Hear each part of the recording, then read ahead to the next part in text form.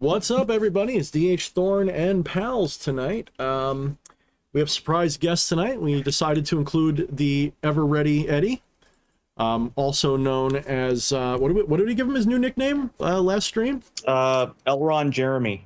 Elron Jeremy, yes. I also answer to great value brand Elron Hubbard. We can also call you...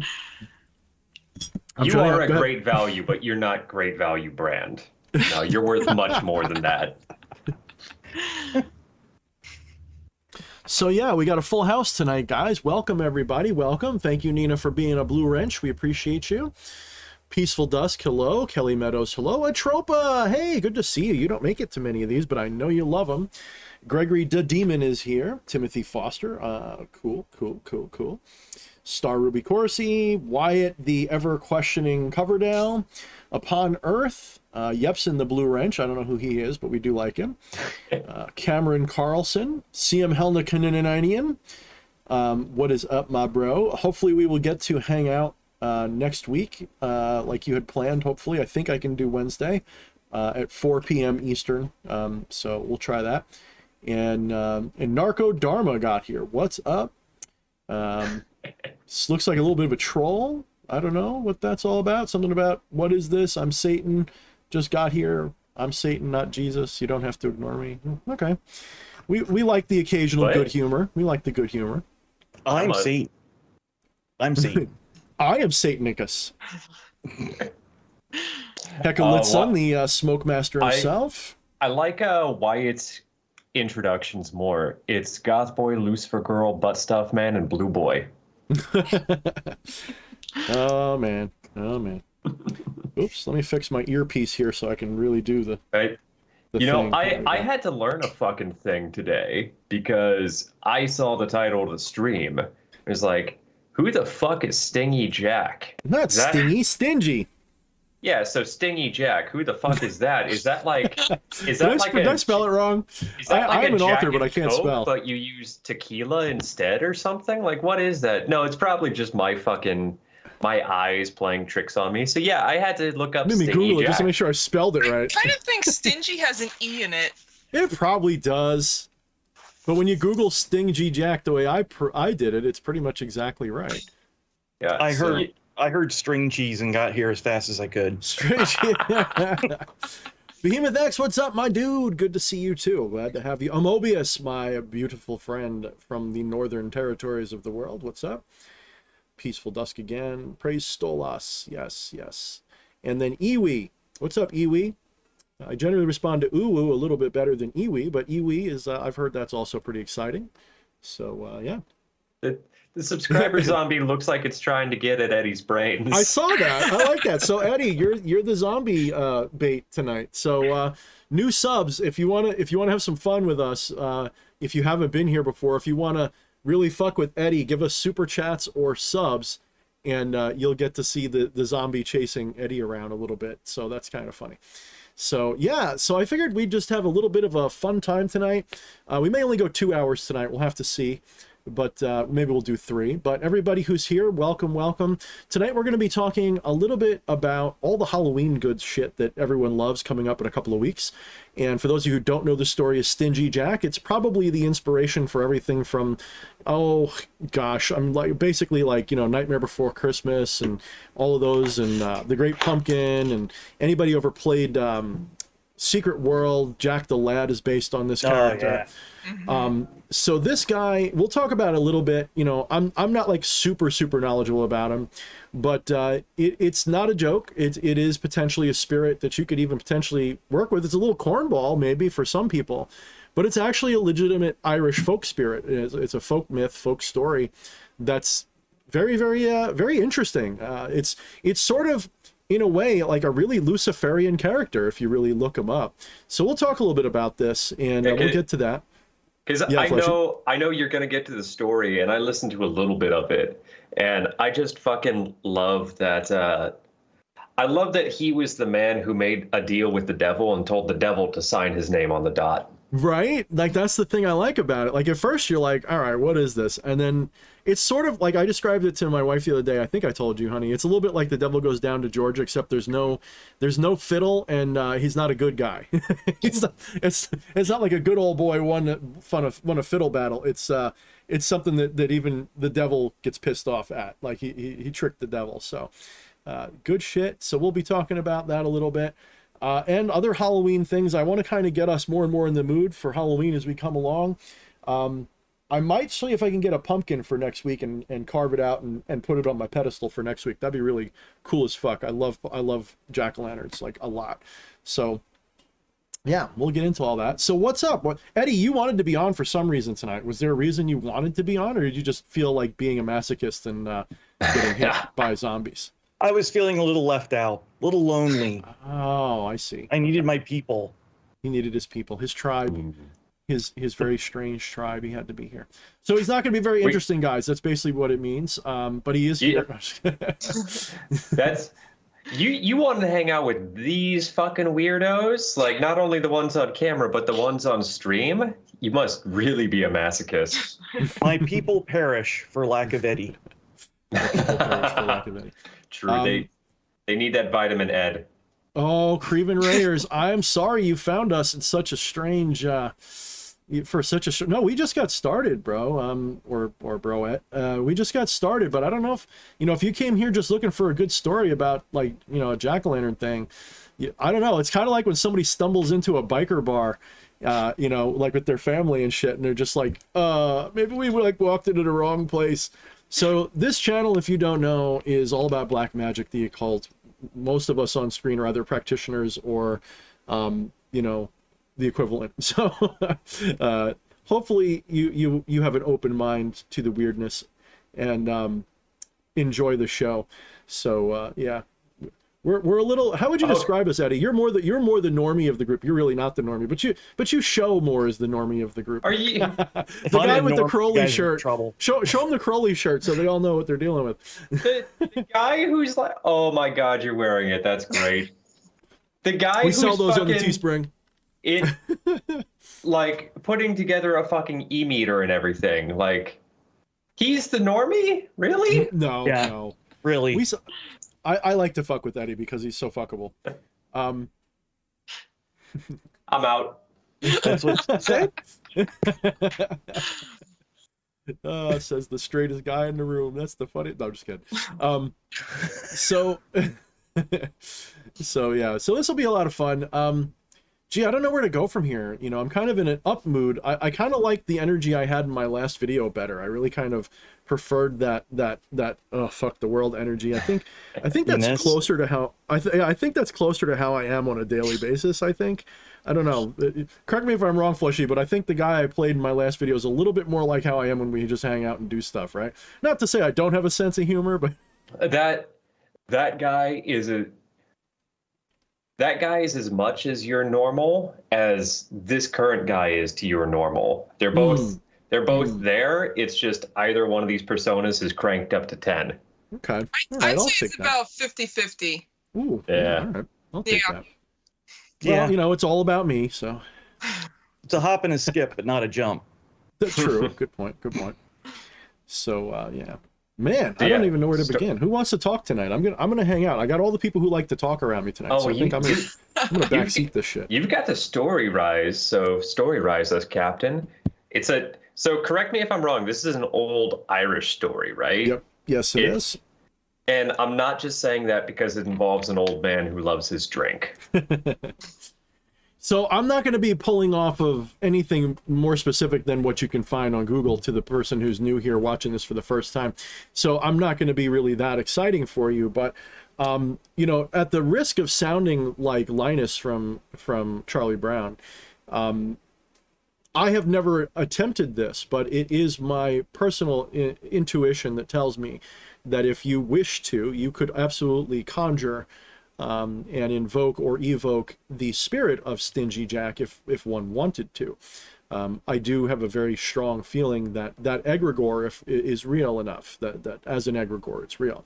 I don't think for a moment. Now, it may have been based on someone. It may have been based on a person originally. Whoever told the story the first time may have had a conniving friend who was really, really shady and able to, really good at tricking people. Or it could just be based on the typical trickster archetype. And that archetype is ever present and ever prevalent in every culture. And it's one of my favorites, even though I don't necessarily take on the persona of the trickster publicly very much, but behind the scenes, I'm very capable of, being a trickster, we'll say. Loki, I can't even pronounce it right. We got to get, we should get Jackass on here. I bet you he could say it right. Illustrious Pharaoh. Is Loki not the correct pronunciation? No, it's more like Loki or Logi. It's almost like a G, like Log. I can't do it. It's one of those fucking sounds that our American tongues cannot. I mean, I could do it if I wasn't around people and embarrassed. Like I think if I was hanging around enough Norse or Icelandic people, I could probably pull it off. But yeah, for sure. But it wasn't just going to be about Stingy Jack. I wanted to also start touching on sort of maybe a lost understanding, although I don't think it's really lost. I think it's just sort of people don't bother. A lost understanding of Samhain. Some people say Samhain. Some people say Halloween. All of those are fine. I'm not going to get up your butt if you say it wrong, because I say it wrong all the freaking time. Goth Christmas. Yeah, Goth Christmas. Goth Christmas. It literally is. It's my favorite holiday. Unfortunately, it's not. It is my favorite holiday, but it's not celebrated enough for me to really get into it the way I'd want to. It's just kind of like I sit around at home being all spooky as always, and people don't show up to my door for trick-or-treating because of where we live. And there's no Halloween parties that I'm invited to because I'm too cool for people, I guess. Well, the one random group that does show up to your house for Halloween trick-or-treating, they're going to have the fucking time of their lives. It's about quality and not quantity, because they're going to open up the door and see some real black magic. I mean, you'd think so, but I'd probably be sitting there in flip-flops. I mean, I'd still be wearing all black, but I'd probably be dressed like no. They might see a better show coming up to the door. They can look in my window and see all of this and be like, hi. And then just turn around and walk the other way. Nobody even I do comes ritual to our and door, flip-flops. though. They wouldn't. I mean, we're down the end of like a It's 150-yard driveway. I mean, it's a Yeah. long, long driveway. nobody. And we're not even the first house. We're like the second little house in the back. So As long as I've lived here, nobody has ever come down our driveway for trick or treating. I don't know. Anarcho Dharma is talking about how they're the Buddha or something. Cute. Man, these chats, I swear, all magic revoked. Oh, we got one of them. Those people are pretty interesting. You ever get those people who say like, oh, I've taken the goetic spirits and I've bound them all. You can't work with them anymore. There's some lunatic who was saying that not too long ago. It was quite entertaining all over Facebook. But yeah. Craven says he's going to be in a pink housecoat with fluffy bunnies. I think if I did show up at the door like that, it would be scarier than how I normally dress, for sure. Yeah, for sure. Oh, My ritual no, attire is absolutely. flip-flops and nothing else. The Crowley special, I see. I'm ready for magic. Oh man. Encircle me. Hollybug. Do I put out lights? I didn't. That's a good question, Atropa. I bet you if we did, but the problem is where we live, despite being very populated, we're in a place where if people come walking over here, it's literally a school and train tracks is our two nearest neighbors, to the point where no one would walk over here. It's like we're not even like in a desolate area. It's just you wouldn't even think to walk over here. We're actually kind of secluded in the middle of everything. It's kind of interesting. So yeah, what are we gonna do? Also, nobody even trick or treats anymore. Nobody. Yeah. Nobody in our area trick or treats anymore. Yeah. People are It's not really boring. that great. Yeah. That's fine. Halloween is still reserved for the true OGs. That's true. Back in the day when I was a kid, Halloween was quite literally like they show in movies like Devil's Night. I mean, it was the night we would do some fucked up shit, and we committed all kinds of atrocities on Halloween. All kinds of Somebody clip the audio, please. Put it out of context. CM, where are you, buddy? So we would oh man, if I say too much, I mean, this is like, people are gonna like pass it. Thorne really is a bad guy. He really is. He hurts people. I have proof. He's a terrorist.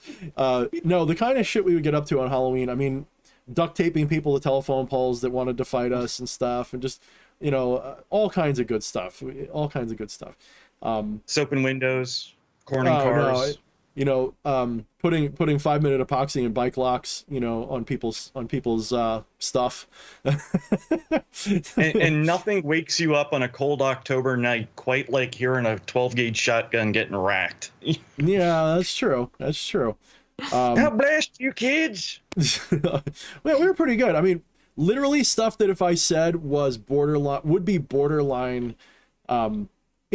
So I grew up in the 80s and 90s. So back then it would have been kids are just being kids. But today I would have been in Gitmo for some of the stuff that we did. Like, I'm not even kidding. Like, we did stuff that would have been like, are you guys terrorists or are you guys just fucking around with things that go bang and stuff? Like, it was pretty bad. We didn't hurt anybody like that. It wasn't like that. It was just random acts of beyond, I'm going to say it wouldn't be considered graffiti, but it would be considered beyond vandalism. It'd be like, someone like a skinhead threatened to beat up my Jewish friend, so we put something in the ground that had enough force to create a crater about 1.5 yards around down to the. Anyway, we'll just say it was pretty good. So they had to fix that later on. People could have gotten hurt, we'll put it that way, but nobody did. So that's just me telling a story. Everything's well that ends well, right? Right. Yeah, So, no, it's just a fun story. That's it. It's just a fun story, Miss Wojcicki. I don't know where you are tonight. Hopefully you show up. We haven't seen Susan Wojcicki in a week, but they did say that they were watching on my last video. So did they? We covered the school. When I say soaping windows, we covered the school and like all the gates from the Necronomicon. So, That's just it says blowing fun. up tree stumps. Yes, basically in that direction. M80 and M80 is this big. The thing I'm talking about was this big, dude. Quarter sticks. No, we made it. We didn't buy it. We made it out of things that you could buy at Home Depot and things that come out of cartridges. Ooh, I see you were reading a particular kind of cookbook for certain ideological leanings. Yes, we had that 90s version of that cookbook basically memorized. I'm not even sure you could say it on YouTube without getting a strike. So let's not say it. I don't know, but it's fun to dance around it one way or the other so that the people who know, they know, but the people who don't know are going to be on a list after Googling some things. What's up, Miss Astaroth? Good to see you. Astardi Astaroth says, hi, what's up? Wyatt Coverdale says, landmines. It's just harmless pranks, bro. Yeah, definitely. Will and Van says, do not try to. So let's get a little bit into the spirit of what it is. So one of the things, of course, there's so many traditions involved with this upcoming holiday, and there's so many different ways of interpreting it. There is no true best only way. Okay, like that's something I want to put my foot down on first. There's so many different cultures that have sort of aligned around this particular day of the year and what it means to them. So there's no right or wrong way to do these things. But I will say this much. It really is meant to be, in the European Western sense, like our version of the Day of the Dead or any of those kind of celebratory things where you're really supposed to be, and when I say that again, I'm not saying you have to, I'm saying it was really intended to be the day that you'd honor your ancestors with offerings and all of that kind of stuff going back to time immemorial. So the exact date differs depending upon the culture and where you are, but the general gist of it was basically the equivalent of that, or the Chinese Ghost Festival. Any of those things are very similar. What you're sort of meant to be doing when you're laying out the treats and stuff, that's meant to be invoking, you're meant to be making that as an offering to your ancestors. whatever that is. You know, of course it morphed into candy and spoiling little children, which is fine.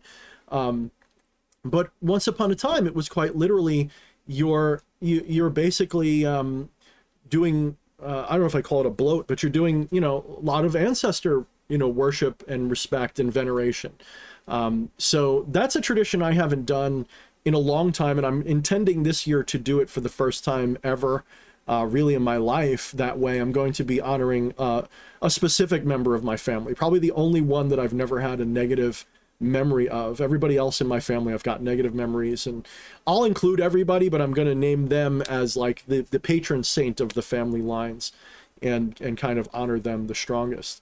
But the head ghost, if you will. And it's definitely been on my mind a lot lately. And what I'm going to do is I want you guys to research Mesopotamian Sumerian traditions, because we have to realize that this ancestral worship, and we say worship, maybe the better word is veneration.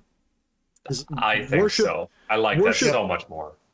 In Western culture, especially as left-hand path occultists, or in that direction, the word worship takes on the connotation of inferiority. It doesn't mean that by the book. It's like words have flavor, like spicy versus hot. You know, everything's got a flavor to the word. There's an inflection to it. And when we say I worship you, that often means in a submissive way, and we don't mean it submissively. So I'm going to try to catch myself. Words are words, and I'll use the wrong words, but ancestor veneration is what I'm going to be practicing this particular Halloween. Probably something very simple. I'll probably, on my altar, I'll probably set up a little memorial to this particular person and my family in general, and just make offerings of sweets and candies and various things that I think they would like, and basically treat it like Santa Claus. You know, and here's the funny thing, okay? This does lead into it. Santa Claus, you know, being sort of this the sort of one of the disguises of Odin, and different people say different spirits, but is meant to be that sort of.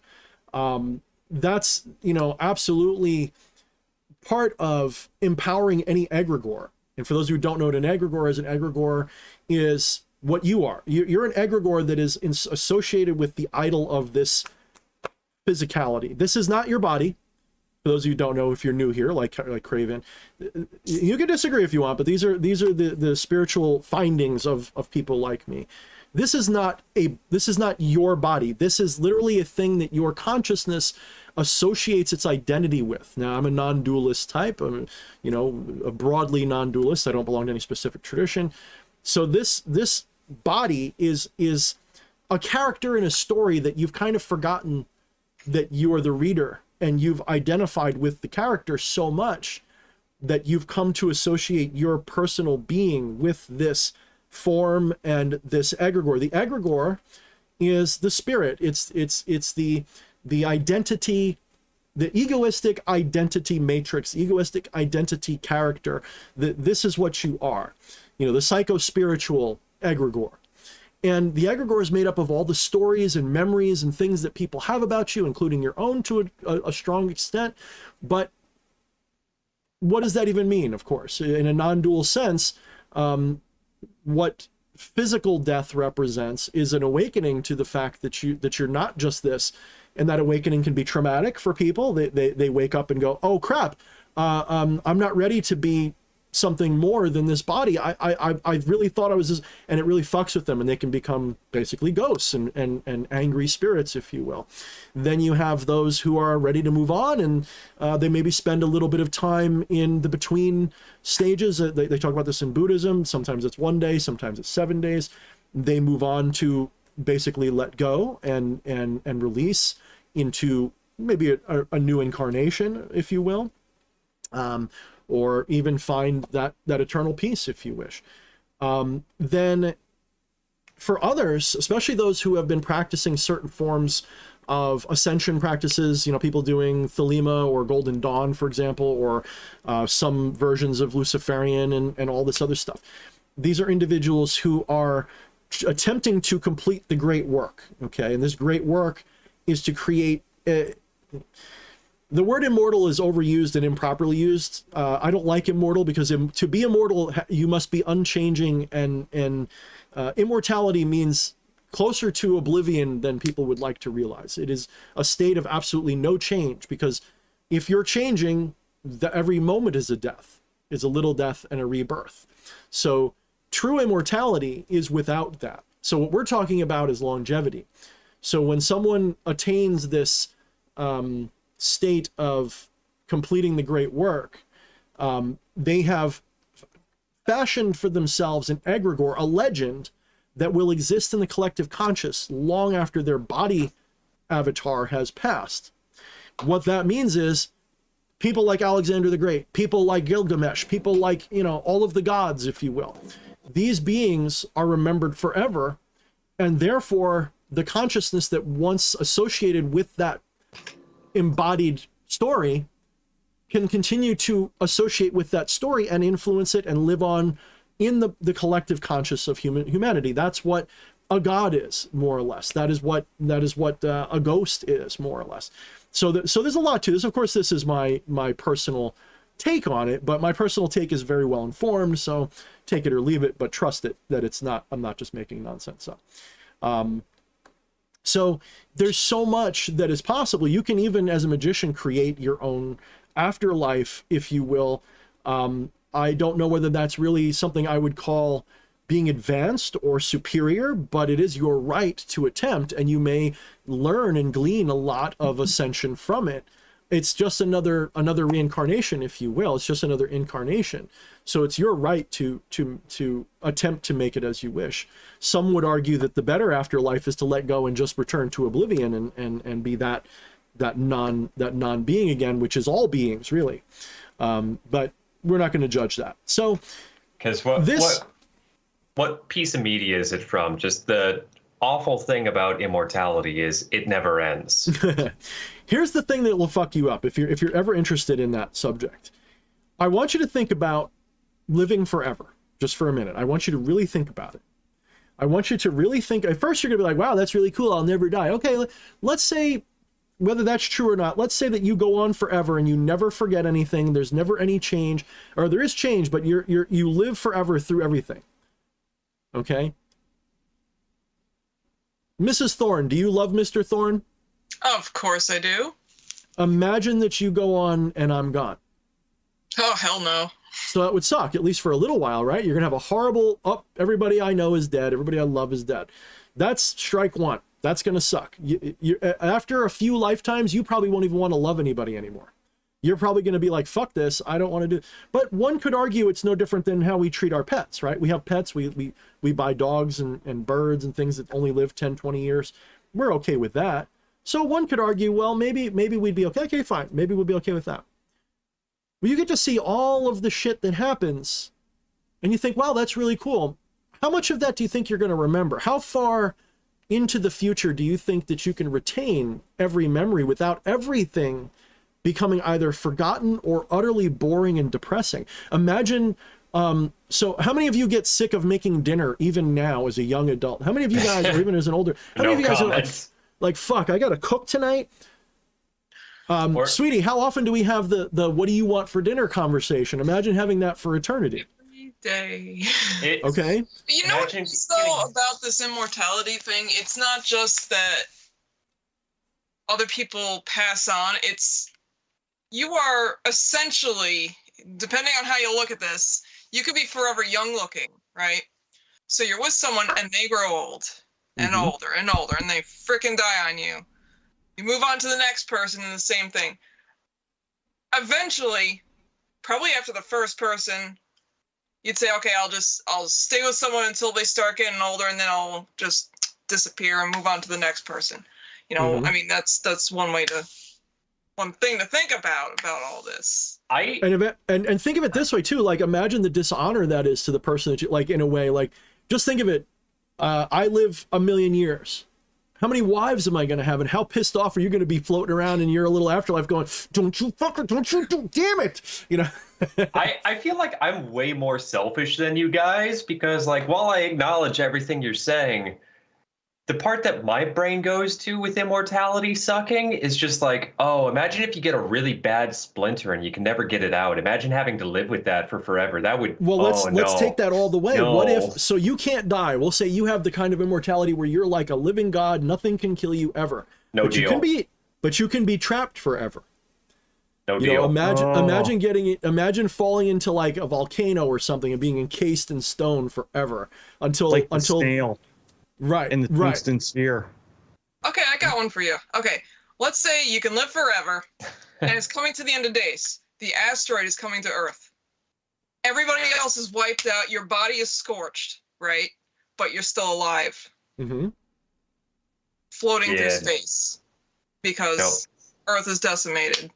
Although, for as awful as that is from an egoistic standpoint, it would also be really fucking great, still from an egoistic standpoint, when you finally do enter some other inhabited planet's atmosphere and you crash land and you're still fucking kicking, and everybody's just like, he is God, he is God, he fell from the sky, he still walks, oh my God. Superhero landing from orbit. Just Well, I mean, imagine so imagine like our star does what it does, becomes a red giant. The Earth is turned into an incinerated ball of dust and gone, and so you're floating out there in space, still orbiting that dying star forever because you're not going to stop orbiting where you are. You might even fall into the star depending upon how it works, because when the layers of this of our sun expand, it's going to cause drag on our planet that's probably going to slow it down and bring it closer to the, maybe even staying forever within that star. So you're going to be literally floating inside a star and then be consumed and just, oh, this completely sucks for literal eternity, unless you get the fuck off the planet and manage to like become like Star Trek and fly around. So think this through, guys. Think through your immortality. So then, of course, we get into the, well, of course, then that means hopefully I die. So hopefully I don't live forever like that. Hopefully I die and become like a disembodied spirit. Okay, fair. Let's go back to the memories thing. How many memories do you think you're going to have before all your memories begin to lose meaning? Before even the most beautiful thing you can imagine is just a thing that's like, oh, again? You know, and without forgetfulness, in other words, is what I'm really getting at. Without the blessed forgetfulness that is built into us as a mortal being to begin with, and is exemplified by the process of death and dying, which is not the opposite of life. Get that out of your head. Death is not the opposite of life. It never has been. So death is not the end of life. It is the end of what? It is the end of your necessary attachment to the physicality of your egregore. That's all it really is.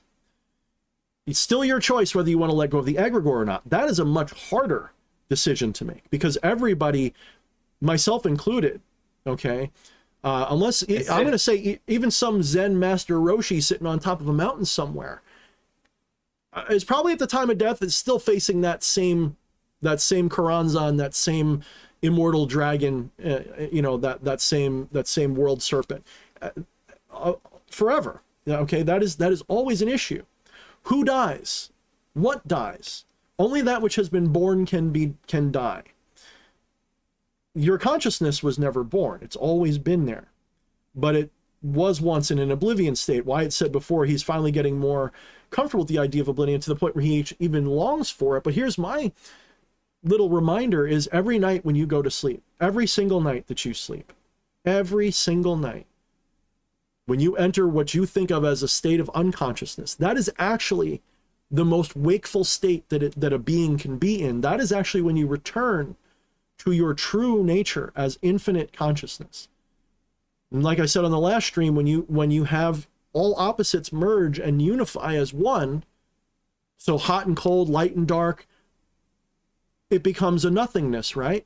Well, if you're all-knowing, all-powerful, and ever-present, that means you're everywhere, which means you know everything, and you're all-powerful because you're everywhere. If you know everything, that means you must be everywhere, and you must be doing everything. So in other words, to return to that ultimate divine state, some people call it source, I prefer to call it divinity, or chaos, or Brahman. Atman and Brahman recognize that they're one.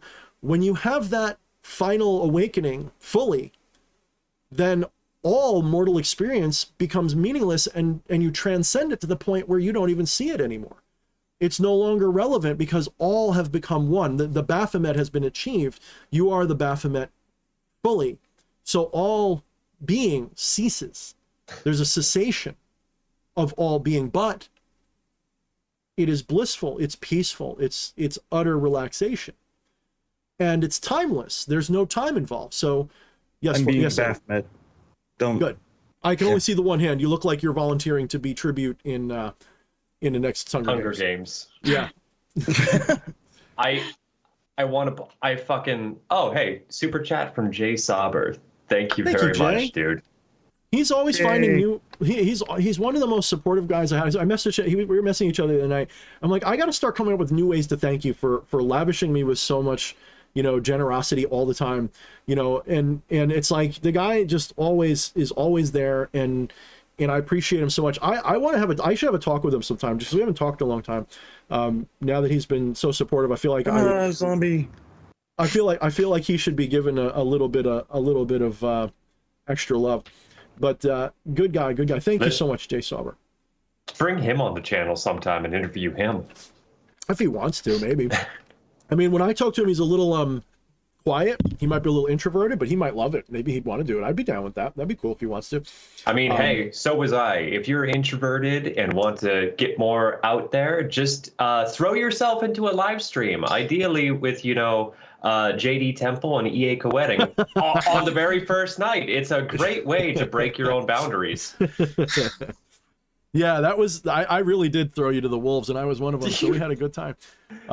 It worked out well. I could attest to the EA Coetting one, because that was my first one too. Yeah. I mean, it's a good thing that, you're good people and they're good people, because otherwise, might have been a one and done. I also want to point out something that Asarte Azeroth said, just because it delights me so much, is Stubbs' toe. Corporeal existence is highly overrated. The irony of that is, like, at some point you realize that is why you're here, to have the stubbing of the toe. That is why I had this one hater comment on my Godhood for Dummies, which is still one of my favorite videos. If people, I guess not other people think so, but to me, it's one of my most important ones.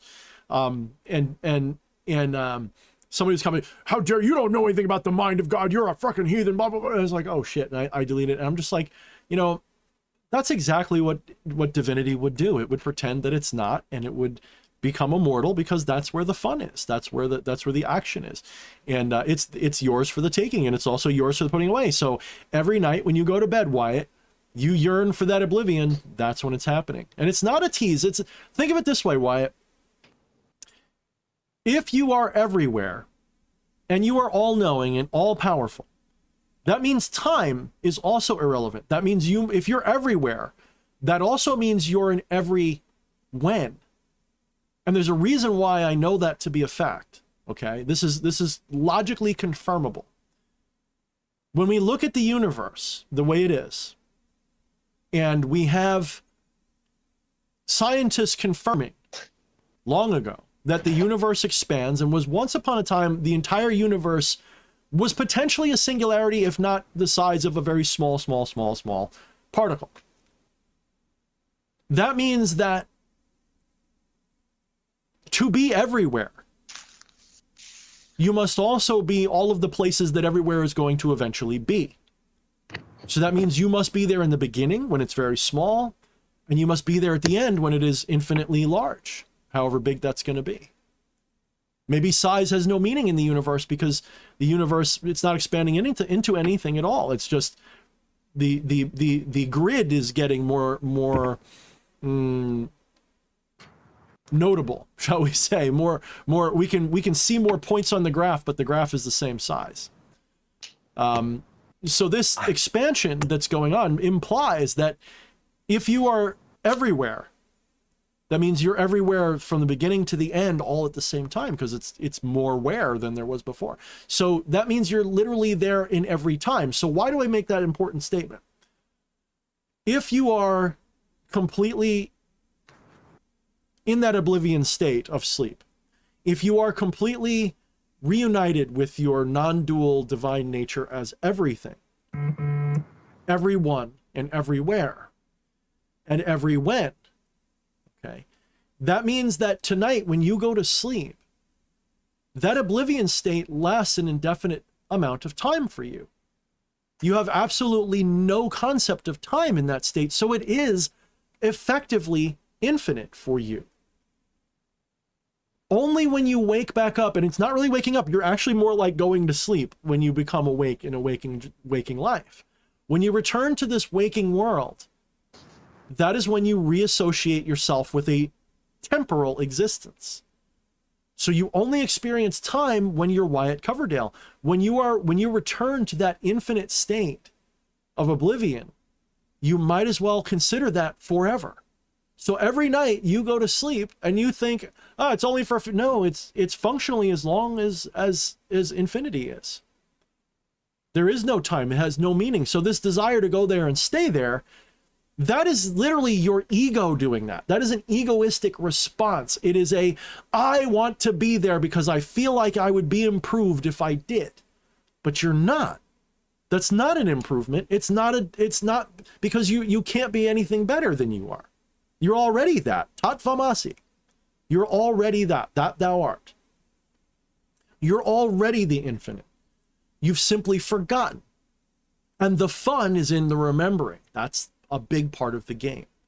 So letting go of this desire is the only way to actually kind of achieve that desire. That's the irony of any enlightenment ontology, is you are given all of these chores to do. Stare at the wall and meditate 1,000 times. Learn this tantra, learn this way, learn that way. Go practice this, and you can chase these practices forever. It's only when you stop that there's any hope of actually achieving the final goal. In fact, maybe it was just because it happened to me this way that I'm a little biased. It didn't really happen to me, really, but my egregore says it did.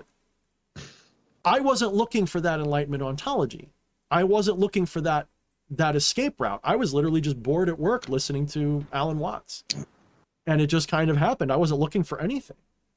I just kind of had that moment and realized it. Are we trimming the bush eternity again? Yeah, when I was watering the bush. And so to be brutally honest, I think when people say I'm gonna wake up now, yes, that means you are on the path of awakening. So are we all, but you are maybe a little closer to awakening. Yes, maybe, but you've kind of also just said you're probably not going to achieve it. This is the great irony of people who claim to be seeking that enlightenment. Is I'm not saying it won't happen. It's just the more you say that's your goal, the more determined you are to do it, the further and further. It's kind of like you're holding, it's kind of like your ego is this person and your higher self is holding a carrot on a stick and you're like, and you're never going to get it because it's riding your back. It's just leading you where it wants to go. And it's never going to happen so long as you're seeking that carrot. It's only when you sit down and shut up that carrot just lands in your lap. And that's hard. That's why you can get so many people that will come here and sort of talk about, not just come here, I mean like into communities and stuff, talk about how they've achieved this and that, and they don't really show much for it because you're not supposed to. It's going to look like that. It's someone who's achieved enlightenment still shits like everybody else. They still curse at the TV when their team loses. All the same things are done. Yeah, before enlightenment and post enlightenment, you still shit post and spread the memes. Yeah, and Craven seems to know some stuff. They say Azathoth dreams all our reality. No, I'm going to do one better. You should watch my video. Did I do a video on Azathoth? I don't want to get too much into that tonight. Essentially, the point is you are Azathoth, like ultimately. Not Craven isn't Azathoth, but Craven is a part of Azathoth. It is Azathoth in the Craven form. And Craven says it's already happened. And yes, the saying goes, there is enlightenment, but no one to be enlightened. Because once enlightenment happens, the person that you are goes away for a minute. I mean, that's quite literally it. When you achieve enlightenment, there's no you to achieve it. There's no way to achieve enlightenment. It's literally a letting go. It's not a picking up. So you can't add enlightenment to your character, right? You can't ever put that on your character sheet. The only way to achieve enlightenment is to rip your character sheet up. That's it. That wizard lied to me. And secret knowledge says chop wood, fetch water. Exactly. So, you know, it's also sort of a taboo to say that you're enlightened, because obviously, if I were to say I'm enlightened, that's D.H. Thorne being an arrogant, egotistical person. And that's just D.H. Thorne saying, well, D.H. Thorne can never be enlightened. It doesn't work that way. D.H. Thorne doesn't exist. How can D.H. Thorne be enlightened? So, I'm not enlightened. I'm just illuminated. Yeah. And the funny thing is, like, there's people who don't understand that, and then they wear it like a badge of honor. When someone says, well, I understand enlightenment, how dare you say such a thing? You're not allowed to know that. Anyway, I'm getting way off in the wish. We're supposed to be talking about Stingy Jack and Halloween. And yeah, all that kind of Stingy shit. Jack. You brought up that point earlier about immortality, meaning that you have the freedom to disassociate with your egregore. Is that how the turnip came to be? Ooh. Well, yes, maybe. I think that's a really good catch. I didn't even think of that, but that's actually a really good catch, because that would be kind of what it is, right? But a little bit. he's still maybe it's giving up. So let's do the story of it. Who wants to read the story as it's and we got Camilla wants to read a story tonight too. Oh fuck yeah. I don't have the story on hand, but if you would like to give your voice a break and send it to me, if you have a write-up, then I would just I would just Google it and find the first incident of it. There's several folktales of it. Okay, well, tell you what, while I'm doing that, I want to point out that Miss Wojcicki is here. Miss Wojcicki! And shit! It seems like off what she's been making a lot of reference to cyberpunk. Uh-oh. Yeah, so I think you might need to get on that to speak her language. I'm on my 14th playthrough of Skyrim this week. I got hit with the bug again. I haven't played Skyrim in like 4 years. And I have two characters running right now. I have my vampire Nord that just became a vampire lord, and you know, mainly using conjuration magic and two-handed sword and heavy armor. So I'm basically like a walking necromancer juggernaut, pretty nasty. And then I've never played a Khajiit, so I just started a Khajiit. Probably gonna do sort of like a spell assassin. Like I'm probably gonna use like bows, blades, and illusion magic, or maybe a little conjuration on the side. So yeah. Susan's about to get a chum job. We might actually get demonetized for that one. Oh fuck. So according to popular public domain website, as the story goes, several centuries ago in Ireland, there lived a drunkard known as Stingy Jack. Stingy Jack. I'm going to keep calling him Stingy Jack because I think my video crashed. Oh, good. Well, I still see you. I'm froze too. I'm not getting audio from DH. Really? I see all of you guys. You're all good for me. Oh boy, technical difficulties. Who can You hear guys me? hear Raise me? your hand. Yep, I hear you. Okay, good. Yeah, DH, I'm not getting anything from. How about you I guys? just don't You see hear any me? motion. Can you guys hear me? Can anybody in the chat hear us? I hear all of you. You're all there for me. Testing. Can anyone hear me on Skype? Of course not. Motherfucker. I'm doing the dance. Let me check some settings here. Oh, everybody just froze. Oh, we lost everything. What the hell's going on with this damn thing? This is really funny. Let's see. No, that looks good. Should be working. Interesting. Very interesting. I know you guys can hear me, so I don't know what happened. I don't know why everything just took a shit. I know you'll be able to see me in a second, so I know I still work. Well, let's give it a minute. I don't know what's going on here. Let's put this stuff back up. I think that's everything. So what I'm probably going to have to do, if I have to redo Skype, it's going to be a giant problem. So let me see if I can do that, guys. We're going to take 5, and I'm going to see if I can try to sort all this crap out. I'm going to try to recall everybody. Obviously, the internet's still working, so it's got to be something with Skype. That's the only thing I can imagine. So give me a minute, guys. Don't go anywhere. We'll be right back. hopefully. If we don't, then hey, thanks for coming. All right, give me a minute. Let me mute everything.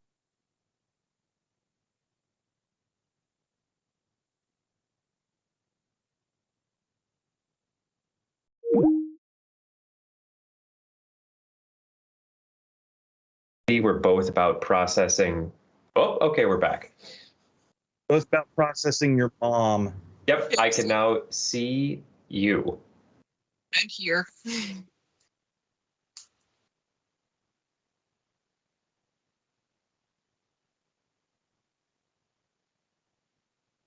Ooh.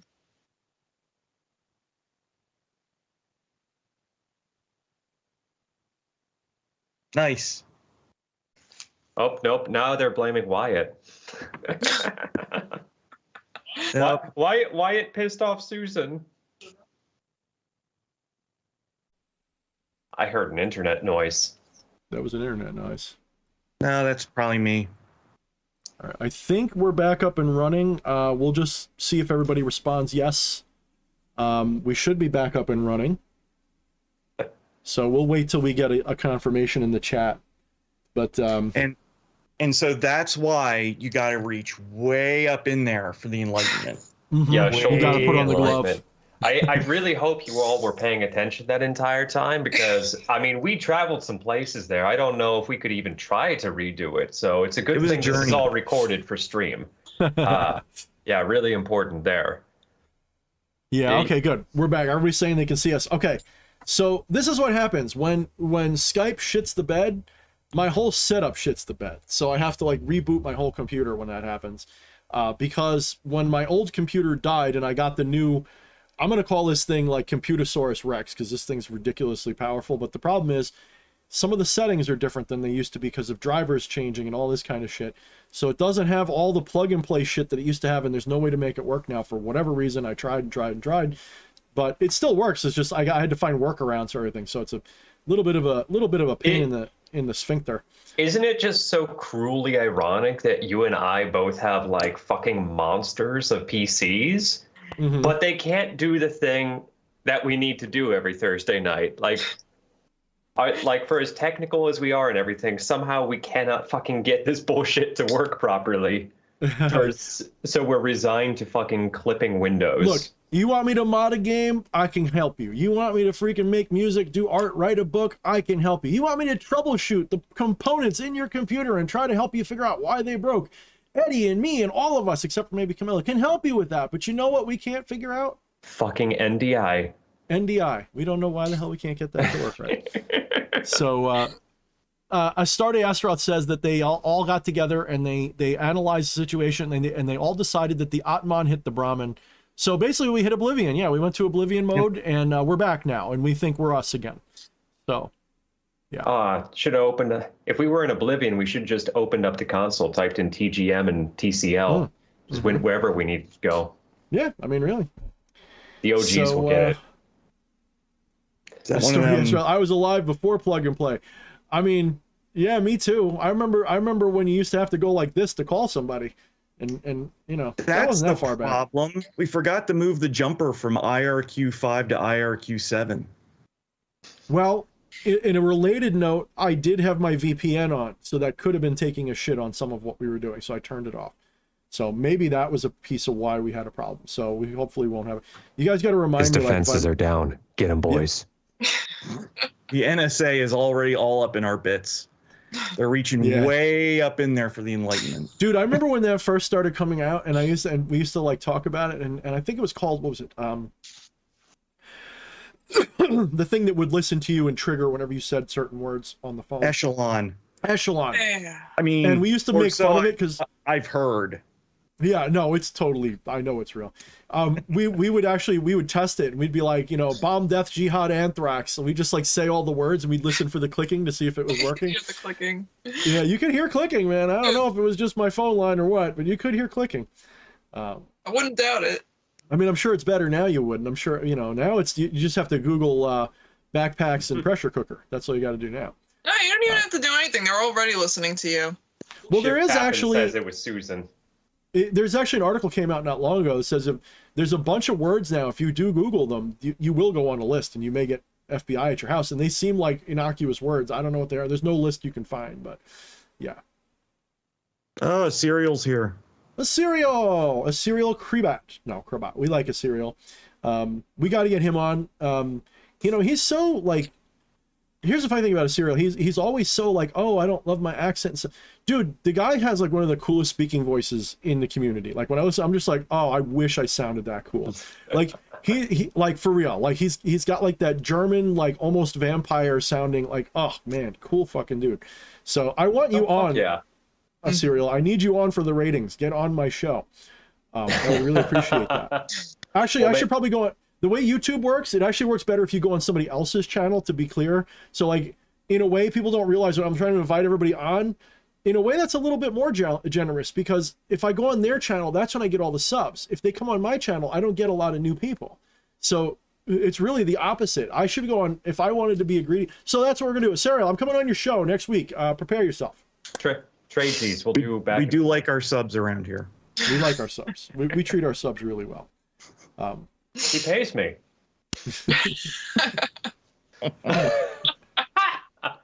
I mean, yeah. You get paid? Only you got paid today, sweetheart. Yeah. You guys are getting paid? What? What was that from? What movie was that? It was from that one show I never watched. I don't know. Yeah. Okay. I remember when IRC was everything. Way up I in remember, there for the Enlightenment. I remember ICQ, man. ICQ was good shit. No, we need to all start using BBSs again. That's you want to get around all the censorship. Oh, Everybody yeah. go back on BBSs. In fact, you were talking me up about that, Eddie, not long ago, that you were going to set something like that up. I got an old decrepit computer that I'm going to be giving to my friend. If I was to give it to my friend, I would definitely give it to you to just make into a piece of shit fucking server. Hey, I'm gonna go microwave another cup of coffee real quick. When I get back, I'm gonna read this story. Okay. A Sarah Crobot says, I do not go blah, blah. Why not? Blah, I suck you to blood, blah. Fucking cool, man. Every time I try a German accent, I end up sounding like Professor Von Drake. I know, I don't do them well. I really don't. I wish I did, considering I'm like just about half German. But yeah, really kind of sucks. I sound like a Long Island, which is where I'm from. Yeah. I can do a really good Arnold Schwarzenegger. I can do Arnold pretty good too. You don't Into do the non-duality, you fucking idiot. Your New York accent doesn't show unless you get mad. That's true. I'm sure there's certain words I say, people go, oh, there it is. So Occasionally, yeah, but it's more when we get mad, we show it. Kind of. It's like- I still say crick. it's like when we instead of talk. creek. It's kind of like when we talk to Nina. Like there's certain things like she's fine, then she'll say something, and you're like, oh, there it is. Mhm. And I think one of the ones like you can tell from New York if you ever have us say fuck you. Because like when we're mad, we don't just say fuck you. We go fuck you. It's a very donkey. Ni hao. That comedian was totally right. It Totally was right. absolutely right. We don't just go. We go fuck you. Like it's got like a completely different like ni hao.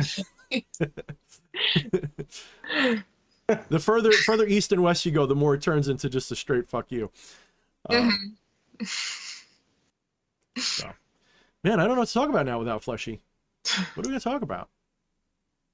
Speaking, You gotta reach way up in there for the you Enlightenment. gotta reach way. Show us the glove, Eddie. Show us the glove.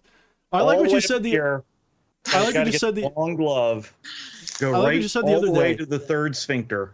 I like what you said the other day, and I had to look it up. I had to realize what you were saying. You said, "Grab my cans, let me fucking audit you." I'm like, what the fuck? I had to look it up. I'm like, actually, that sounds kind of diesel. I want to try that. Not from them, not from the ones who do that, No. but from someone like you, I wouldn't mind trying it with to see how it works. But yeah, I think you said you got one of the machines, or you knew how to make one now. Or I want to get one. You want to get one?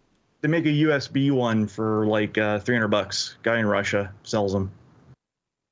Isn't it? Well, since Fleshy's not here, give us a. We're talking about something. I'm not even sure if we should say the word, because you said they're like really like, yeah, they're really fucking. They'll track your ass just for saying the word. Can we meme it? Can we leet speak it? We are talking about a certain notoriously litigious science fiction cult. Right, that ends in ology and has my distant relative who likes to lightning bolt Oprah Winfrey. With the offset teeth. With the offset teeth, yeah. Played in And Top Gun. the Staying Alive dude, the dude from Staying Alive. Yes, yeah. All of them are in this ology, this tology. Yeah. We're gonna call it the tology. Just the tology. He said, Will Henvan says, yes, we get it. So okay, those of you who don't know, we'll put it in Discord because that's probably the only safest place to put it. But yeah, no, I mean, what I think is pretty interesting is if you go around all of the, we'll say, superstitious mumbo jumbo that's meant to, I guess, be egregoric story or something, there's actually deep wisdom hidden in it. I was fascinated just in looking it up and like some of the stuff that I saw, that like the I guess I can say auditing, because I'm getting audited by the government or something. The auditing thing is actually sounds like not too far off from what I did, using hypnosis and going through stuff, past lives and things like that. Yep. Pretty interesting. So it is pretty interesting for sure. And Creven, I get to be able to say, lovingly grasp my cans. Lovingly grasp my cans. Craven wants to know, where's the dizzy? The dizzy is if you go into the, you know what, fuck it, let's just do it like this. Let me see. No, Serial, don't even say it. Don't say the word. Don't even say it, man. Don't type it. Don't Nothing. even think it. You don't even think it. They know. No, Fleshy, shush, hush. Are we talking about the LRHology? Yeah. Yes. Because I already said it earlier. Oh, wait, that was off stream when we were talking about the importance of the shoulder and getting deep. Craven, I if you would look like to on say that link, hello to all of the people from OSA signing in right now. That's the guy right there you want to track down. Not me. Him. Over here, actually. Over here. Yeah, get the guy in blue. That's the one you want. That link, Craven, if you click that link that I just pinned, not only will you see many ways that you can support this channel by buying crap, but you can scroll down somewhere on there is a link to my Discord. Tell us who you are. Answer the question. Just be nice. We give you a big long blurb to get you in because it kind of keeps the bots, the trolls, and the jerks out because they see that and they always get triggered by even being asked. So check that out and respond there, and a mod will get with you shortly and give you access, and you can hang out with us. Beware. Just make sure you read the rules, but beware. All right. Well, Hubbagub, Fat McGav, or whatever it is. Yeah, Fat McGav. I like Fat McGav. I wish we had the original one. I really wish we did. It's no sexy tree, but Yeah. Sexy tree. Gosh, I forgot about Sexy Tree. Man, I wish we could custom make them. I think you can if you pay for it. You can, but that's a paid thing. Yeah. Well, if we get big enough, I might start making it where, because it's only like what, $12 a month or some shit. I could probably spring for it, but fuck it. Oh, is that for Nitro? Yeah. Yeah. So, are you all ready for a story? Oh yeah. Let's get back to this. Let's do it. Me Too says gynecology is a cult. Gotta get way up in there for the enlightenment. Way up in there. That tickled me. That's what she said, and he said. That's what they all say. As the story go super chat. There we go. Good. We don't need a story. We need this. All right. Well, doing this first. Slim Lewis with that 1566 says, "Can you please share your insights about Lilith, her energy, and your experiences working with her?" Sure. To a good point. I know Eddie's got a lot they could say. Yes, Flushy. Can we bookmark this and get to it right after the story, or do you want to do it before? If Slim's okay waiting, because that is a pretty hefty super chat. If Slim's okay waiting, yeah, that is actually a super chat. Yeah. So Slim, if you're okay waiting at least till the story is told, we will endeavor to answer that right after. So if you're okay with that, if you're not okay with it, let us know. But of course, you can always tune back in and watch this on the rebound. So let's just do it now. Okay, I take back what I said. This could be a long tangent, is what I'm saying. This could be like a good half-hour tangent potentially. So, let's do the story. The story's probably gonna take 5 minutes. Yeah, we'll do the tangent. Then we'll go with Camilla, and then we'll just bullshit. This is a very important plot points version of it, anyway. So, as the story goes, several centuries ago in Ireland, there lived a drunkard known as Stingy Jack. You I bastard. will be calling him Stingy for this entire story, even though it is apparently stingy. I like Stingy more. So, Jack was known throughout the land as a deceiver and a manipulator. On a fateful night, Satan overheard the tale of Jack's evil deeds and silver tongue. Unconvinced and envious of the rumors, the devil went to find for himself whether or not Jack lived up to his vile reputation. Typical of Jack, he was drunk and wandering through the countryside at night when he came upon the body of his cobblestone path. The body, with an eerie grimace on its face, turned out to be the devil himself. Jack realized this was his end. Satan had finally come to collect his malevolent soul. So Jack made a last request. He asked the devil to let him drink ale before he departed to hell. Finding no reason not to acquiesce the request, Satan took Jack to the local pub and supplied him with many alcoholic beverages. Upon quenching his thirst, Jack asked Satan to pay the tab for the ale. Much to his surprise, because he didn't carry any money, Jack convinced him to turn himself into a silver coin with which to pay the bartender and change back when he's not looking. Satan did so, impressed upon by Jack's unyielding, nefarious tactics. Shrewdly, Jack stuck the now transmorgified Satan as a coin into his pocket, which also contained a crucifix. The crucifix's presence kept the devil from escaping his form. This coerced Satan to agree to Jack's demand. In exchange for his freedom, he had to spare Jack's soul for 10 years. 10 years after the date Jack originally struck his deal, he naturally found himself once again in the devil's presence. Jack happened upon Satan in the same setting as before, and he seemingly accepted it as his time to go to hell for good. As Satan prepared to take him to hell, Jack asked if he could have one apple to feed his starving belly. Foolishly, Satan once again agreed to this request, and he climbed to the branches of a nearby apple tree. Jack surrounded its base with crucifixes. Satan, frustrated at the fact that he had been entrapped again, demanded his release. As Jack did before, he made a second demand that he will never take his soul to hell. Having no choice, the devil agreed and was set free. Eventually, the drinking took its toll on Jack, and he died. Stingy Jack's soul prepared to enter heaven through the gates of St. Peter, but he was stopped, and Jack was told by God that because of his sinful lifestyle of deceitfulness and drinking, he was not allowed into heaven. Jack then went down to the gates of hell and begged for admission to the underworld. Satan, fulfilling his obligation to Jack, could not take his soul. He gave Jack an ember to light his way.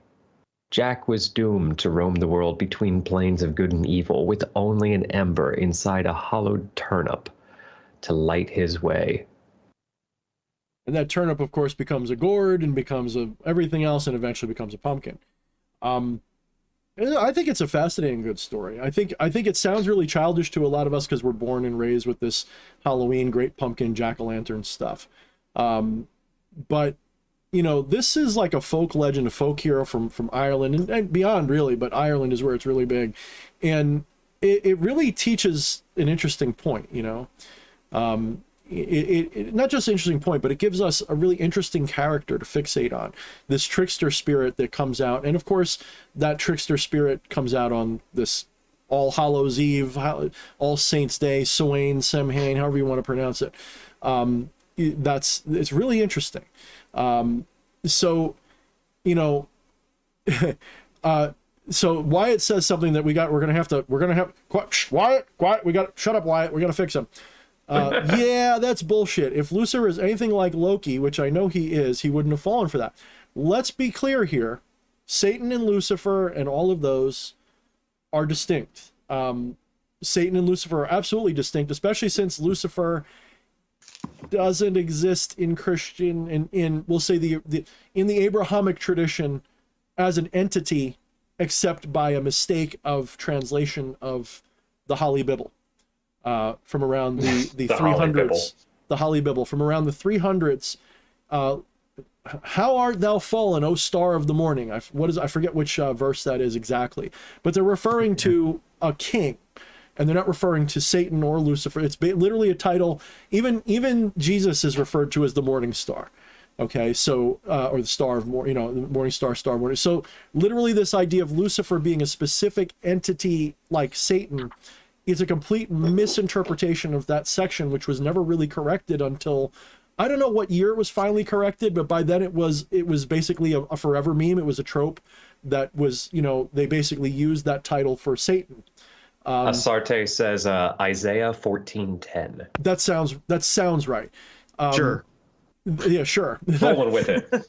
There is definitely reference to Satan in the Bible, but not as Lucifer. So this idea that Lucifer and Satan are one is really a conflation that occurs. So here's what happens. Okay, you've got this mistaken identity that is created in the Holy Bible because of a mistranslation from the Greek. I think it was from the Greek the mistranslation happened.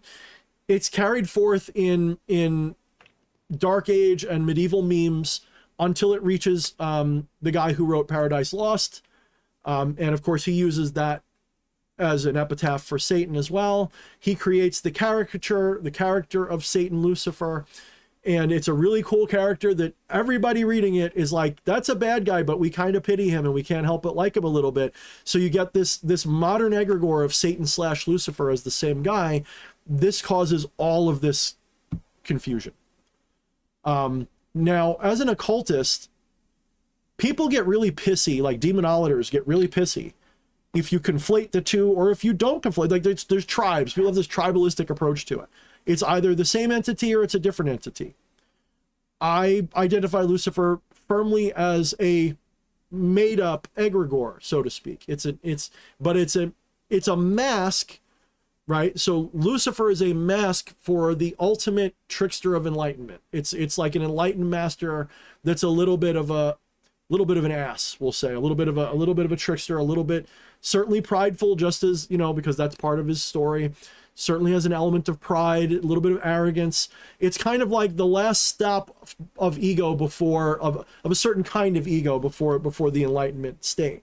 So you kind of get to this point of, I am God, I'm everything, I'm wonderful, I outshine the sun, that's what I am that bright thing, I'm the herald of the light, I am, and then eventually it leads you towards enlightenment, is what it does. So one could argue Lucifer himself is not enlightened because, like we said before, you can't be enlightened. There is enlightenment, but there is no one to be enlightened. So the people who get their panties up in a bunch about that shit really make me think of, and don't overthink the metaphor here, that fucking bit College Humor did, where Batman thinks that the two sides of Two-Face are different people. She's like, Harvey, Two-Face is here, and then he just disappeared, and you were right where he was. You gotta help us find Two-Face, Harvey. That's just...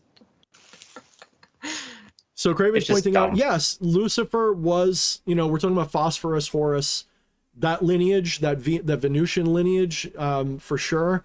The problem with that, though, is that's not where the Christians came up with it. So this whole idea of this master class, highest possible angel besides Michael, I guess, I think it went Lucifer, Michael, either Gabriel and Raphael, but it was Lucifer was once the highest of the angels, and that's all mythology.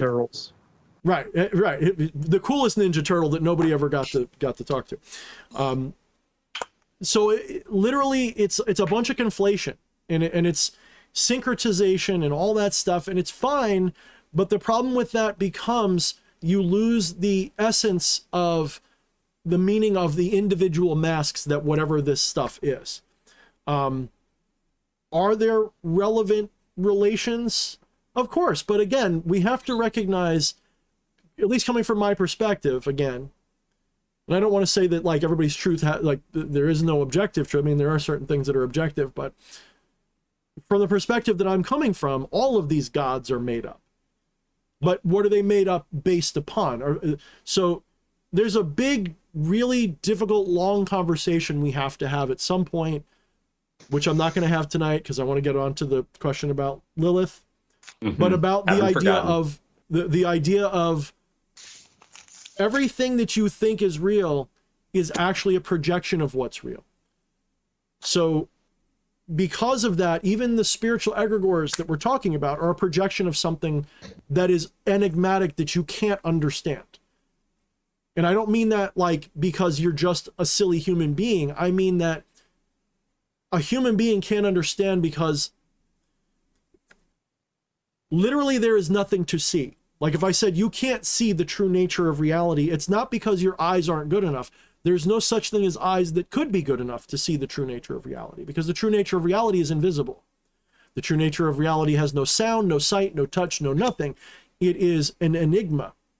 But you can still know it, and I like to use the word gnosis for this. You can know it in an intangible way, in an enigmatic way. You can be aware of it, but you don't know it as an idea or a syntactical linguistic thing.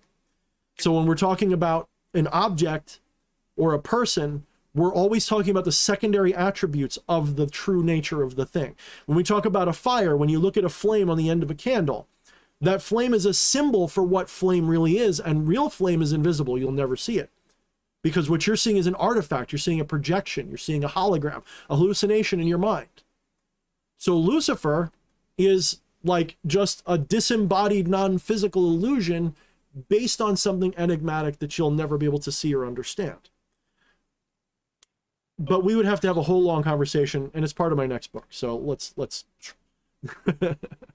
Lucifer is a big bucket that a lot of things tend to get shoehorned into.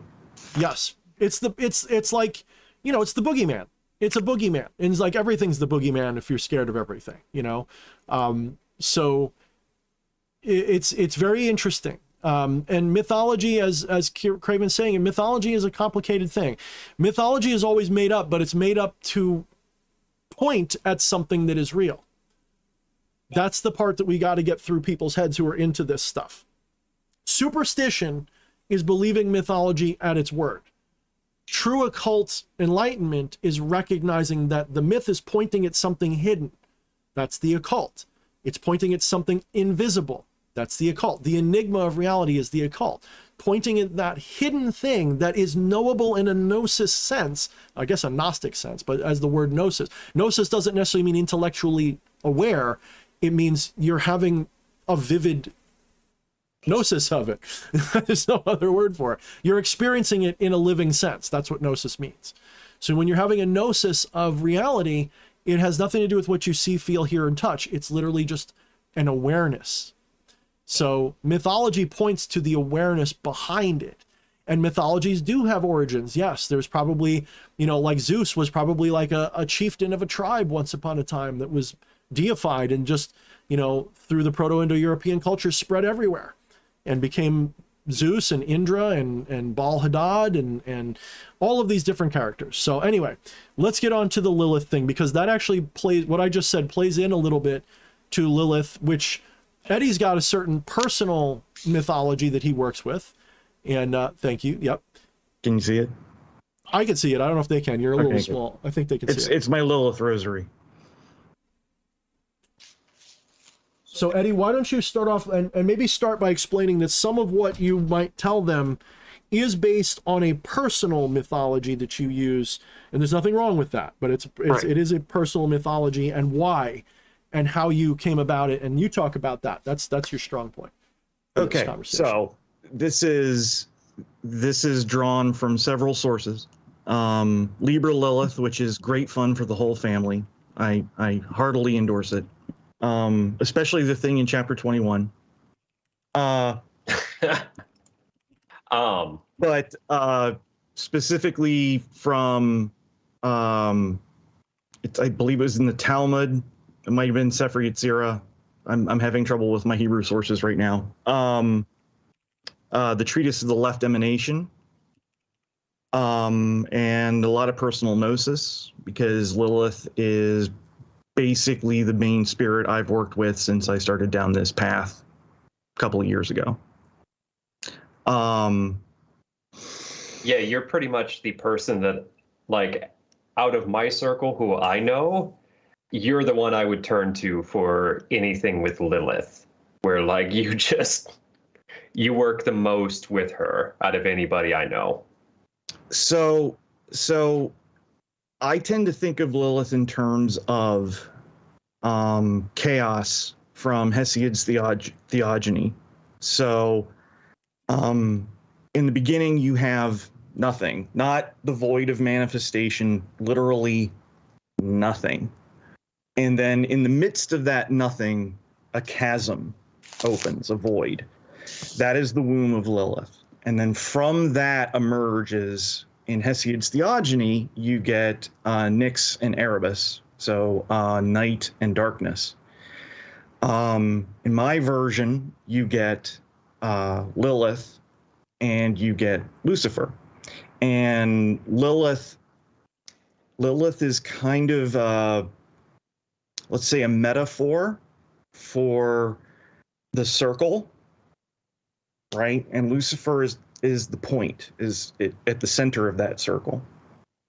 You have the light and the darkness. So Lilith and, well, Samael, but I think Samael and Lucifer are the same thing. So that's sort of the fundamental polarity that everything else sort of derives from that. If you're looking at this on the Tree of Qliphoth,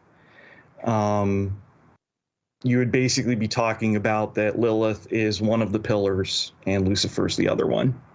And then Leviathan's the one in the middle, and also the snake. But at the same time, Lucifer is the top of the tree and Lilith is the bottom of the tree. So she is the goddess of the primordial void, but also of the manifest universe. And man, this is kind of rambly, but I have no idea of how to distill this down into like less than 3 hours. So, but the practical side of it is she's very much the dark feminine divine. And one of the things, I probably shouldn't say this because it is one of the things I look for when somebody says they've been working with Lilith. If you don't have at least a little bit of a scary story about her, you may not be talking to the real Lilith, real in quotes. Even more than any other spirit that I've worked with, she does not stay in containment, right? She gets loose, and she gets loose in lots of areas of your life. In reality, you gotta type a little bit quieter there, my buddy. Oh, no, louder! Punch the keys, for God's sake. Just over here, like. And I'll give you my first major invocation of Lilith, which was my first major invocation ever. And when I did that, like, one of the things I talk about a lot is when we as occultists and magicians say we see something or hear something or feel something, we usually mean we're perceiving it. Yeah, it's a shorthand. Mm-hmm. Yeah. So like you might see it, but it's more in the sense of like, it's different between seeing something standing in front of you and like seeing somebody standing in front of you. You know, when I say I saw shit and felt shit, I'm not talking about seeing or feeling. I saw shit, and something physically threw me down and sat on my chest and sucked all of the air out of me. And it was scary as hell and awesome. And awesome. Yes, Lilith. Lilith is generally regarded as the mother of succubi, in the sense that she's also regarded as the mother of all demons. One of the versions of her myth is that after she gave Adam his divorce papers, she ran off into the desert, and they're mated with Samael and gives birth to 100 demons every day. And we also have to when we say Samael, there's a lot to unpack with Samael too, because some people say that's Satan, Lucifer, etc., etc., etc. Some people say that that's Asmodee, Ashmedeva.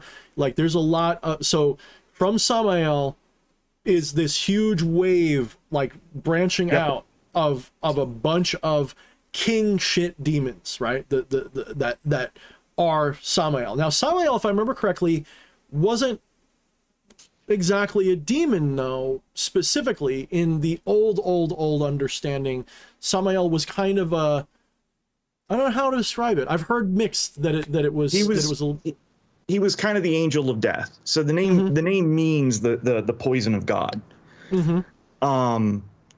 And sort of so he's sort of the cornerstone of Jewish Gnosticism, right?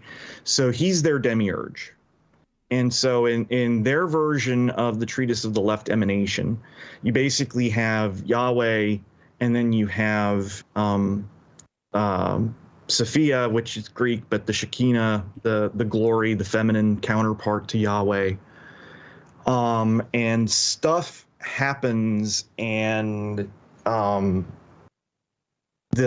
piece of the light of creation that Shekinah tried to hide from Yahweh becomes Samael, and Samael is basically the demiurge, and makes the manifest universe and traps all of these pure souls in it, right? And so in traditional Gnosticism, flesh is a trap and you're trying to escape. My version of Gnosticism, flesh is a game. It's a playground. It only became a prison because Yahweh made it one, right? Because he wants us to hate it. Whereas, and in my version, it's not just that I'm inverting the good guys and the bad guys. It's literally, I think, not literally, as a metaphor, that Samael and Lilith are the ones who made everything, and that Yahweh is the demiurge, who took away the tree of knowledge and gave us his counterfeit tree of life that only tells half the story, right? It only tells the light, but there is also the darkness. There's also the chaos. There's also the messy parts, and we have to have both of them, both of those experiences. I would also like to interject and point out that, I lost my train of thought a little bit, but I'd like to interject and point out that when we're talking about this stuff, one of the mistakes that we can make is to, again, take the myth literally instead of seeing it as an allegorical thing that it is. So when we're talking about Yahweh, okay, Yahweh, yes, there's an egregoric entity that goes by that concept. You can engage with it. You go to church. That's what you're sending energy to. You're empowering that collective conscious egregore. It's very fucking powerful right now. It's probably the most powerful single entity that you'll ever encounter in any spiritual context, because so many people work and believe in it. Okay, absolutely, without a question. But it's also formed out of the human nature that made it. Now, I don't see Yahweh as evil, nor do I see Lucifer or Satan as evil, or any of them as good, or anything else. They are manifestations of human nature in an idealized sense. And they're all personifications of divinity. These personifications of divinity are always inferior to the true divinity, which is always impersonal. True divinity, your true nature, is impersonal. That doesn't mean it's not real. It means it's impersonal. It means it doesn't have a persona. It doesn't have an identity. It's just awareness, consciousness, bingo, done. That's it. That's the source itself. And you don't return to source. You can't leave source. You're always source. There's no, I know that gets me in trouble with some left-hand people because they go, oh, Thorne, I want to leave source and I don't want to. All right. Can you leave your consciousness? Go for it right now. Can you leave your consciousness and be a different? No, of course not. You're always the same consciousness. So I don't know what you think you're doing. You are source right now. Okay. So the demiurge is ignorance. That's what demiurge is. It's a metaphor for ignorance. Okay, now that ignorance primordial ignorance is literally just agnosis or avidya. It is a forgetting of your divinity. That's step one. That forgetting of divinity is the important step. You must forget that you're God. What that means, though, isn't something so base as what I just said, because that's not even... God is a concept that only emerges after you've forgotten. Okay, God is a dumb concept. It's literally it's a personification of what is. So in order to even do that, you must forget that you know, are, and experience and are everywhere and everything. That's the first ignorance, is the separation. The ignorance of separating the self from other, one from another, now from then, here and now, from there and another time. That's the first that is the fall, if you will. If we want to use those Christianized terms, that is the fall of divinity. If we want to call it a fallen being, okay? It's a fall from that divine state because you forget that you are that. Now, Yahweh is just a personification of this good guy demiurge for a lot of people. The problem is that good guy demiurge character, being a myth, being an egregore, is influenced by human shadow in ways that, unless you're someone like me or someone who's done a lot of shadow work, or like me who wrote the book on Shadownomicon, etc., unless you're someone like that who's a little familiar, you don't have to master it. You just got to have a little finger in the door. Like, you got to have your toe in the door to stop it from slamming shut. If you understand shadows a little bit, you can see in the Bible it's full of human shadow, full of it, because it creates a fear of the divine. It creates a fear of all these things. And that is actually because the priest class that made it designed it to keep the unenlightened and uninitiated from ever becoming awakened. They created it to create a servant class so that they could always be the direct line to that divinity. Why? No, maybe they had good reason, maybe they didn't, right? As occultists, we cut the line and we go straight to that top tier. We ignore the worship state and we go straight to the I am state. And in so doing, we bypass all. So what Eddie's doing by creating his own mythology, so long as it's never in an inferior sense, is perfectly his right as an occultist, by the way. So when CM's saying there's certain things I disagree with Lilith about a little bit, we're never going to see the same Lilith, none of us. But as Eddie said when he began this, there is an element of, for me, it wasn't dead on fear. It was more like reverent, like, don't you dare insult this being. Like I can be a little bit short with other spirits because I'm an asshole, but with Lilith, it was just like, oh. P's and Q's, P's and P's Q's. and Q's, P's and Q's. And the funny thing was, I got nothing but, I got the distinct impression of positivity, but I felt a reverence that I don't feel for other spirits. Like Lucifer, I'll talk back to. Lilith shows up, I just go, yes, teach me, O Great One. Because I just feel this, you know, I can't put my finger on it. So I mean, maybe I didn't experience the right Lilith, but I didn't feel fear, but I did feel a sense of I said it already, right? A sense of caution. I want to read this little bit, and then maybe we'll give Camilla a chance to do her thing, because I can tell she's getting a little tired. She's been talking so damn much. This is a dedication to my Vampire Handbook for those who are interested. I won't really speak too much. I have a video dedicated to Lilith.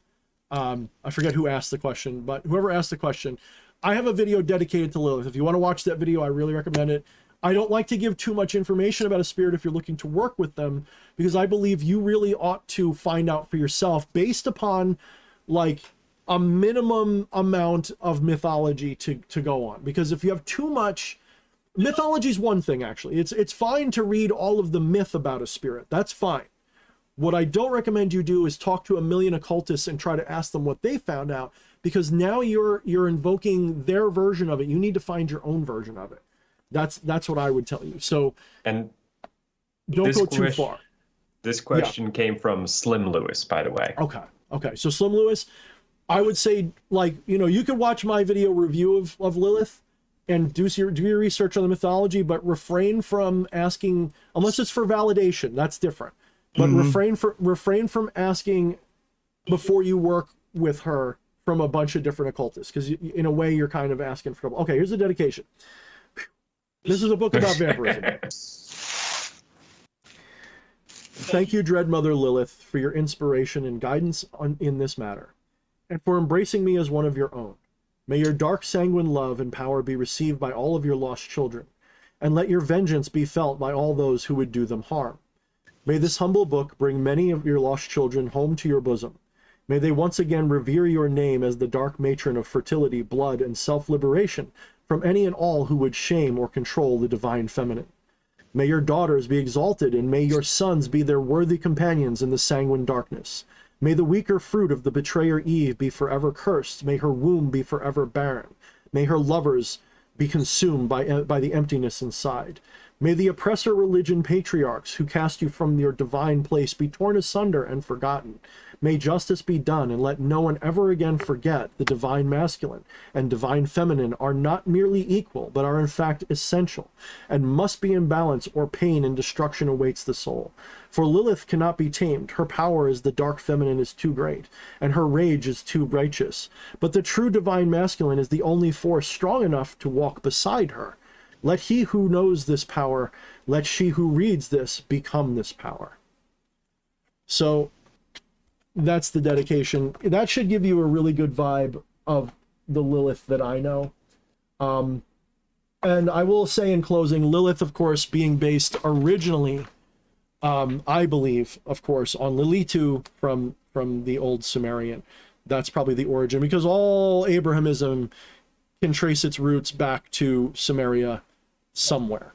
So because it's the Canaanites are a Mesopotamian culture, which got their stuff from Akkadians and Sumerians and all of that, which got their stuff from the Proto-Indo-Europeans, and who knows where they got their stuff. Probably at some point you go back far enough, we're probably talking about Atlantis or some shit, if you believe in that. So, all right.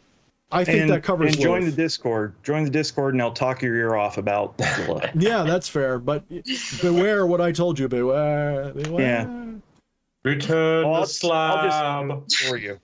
Yeah, I mean, Secret Knowledge says Yahweh is actually a formula. In my opinion, Yahweh is essentially, if you go, I believe personally, if I don't know this for a fact, but my divine intuition tells me that if I go and confront a Hasidic, Jewish, Kabbalist, type of character who really knows their shit, and if I was able to talk, because they're very secretive, if I talk to them and I said, Yahweh is an impersonal being, isn't it?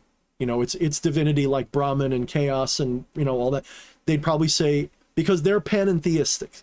They believe, or they're either pantheist or panentheistic, which basically means all is divine or all is within divinity. It's one or the other. They're basically, they mean almost the same thing, but just think of it that way. So they think of everybody as part of the divine. They're basically like Hindus. They're really not. They just have a completely different set of practices, but they have the fundamental foundational ontology is actually pretty close to, like, they would get together and probably agree way more than they disagree. They just call it different things, in my opinion. Hopefully I'm not insulting anybody who practices those things if I'm wrong, but that's my interpretation. All right, Camilla, my beautiful, beloved, silent partner who hasn't spoken in like an hour, because I'm sure you're tired. Please read to us. So you had something prepared tonight that is like a new thing that you want to do every once in a while. We like doing story time on this channel now. It's actually I have two things. One is a little bit shorter, but it's a little more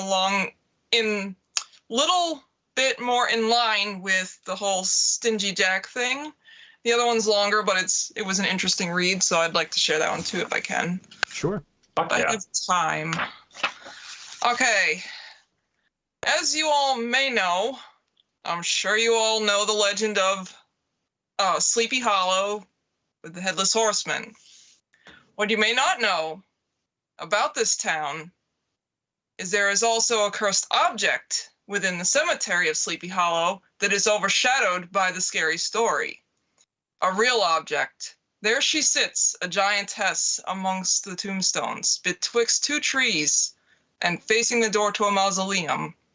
She is known as the Bronze Lady, her face cast down and her hands holding her left knee gently. She watches over the General Samuel Russell Thomas.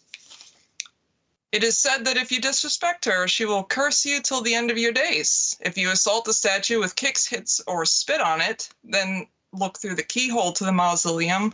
You will see a ghost within. You can reverse the curse by hitting the statue again and knocking 3 times on the door.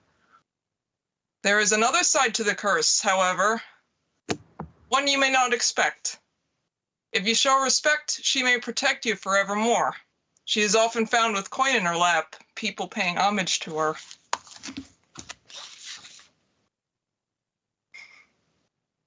No, keep going. I was unplugging because I was going to... that was the end of that one. Oh, okay. I missed the very end. One. I missed the very end. You missed the end? Yeah, I unplugged by accident. Oh, shit. You bastard. I heard if you show respect, and then it went click. Oh, yeah. If you show respect, she may protect you forevermore. She is often found with coin in her lap. People pay homage to her. Oh, okay. She is known as the Bronze Lady. Oh, okay. Yeah. So what's the background of that one? That's just because it's just by Sleepy Hollow? It's in Sleepy Hollow Cemetery. And he was a general way, way back. I forget what year it was. It was, I believe, in the 1800s at least, maybe older. He was a general, but he also came into a lot of money.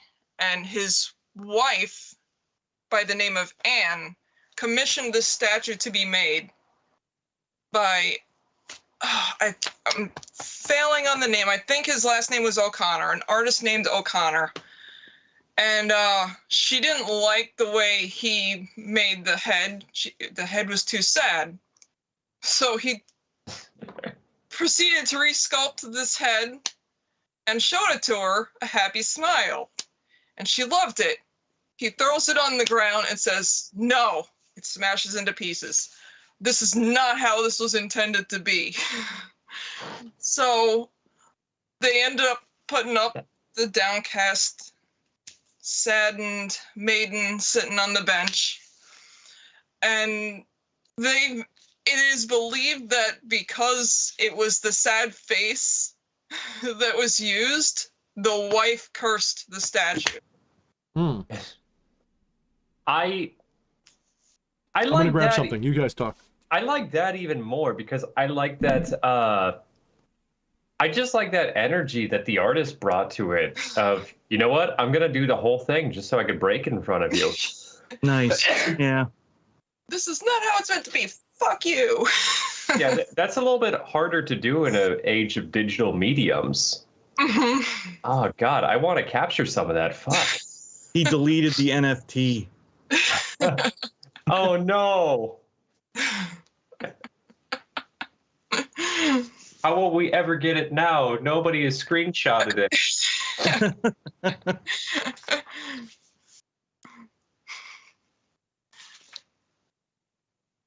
Fuck yeah. I hate to say that I like the backstory more than the story itself. Not that that's bad.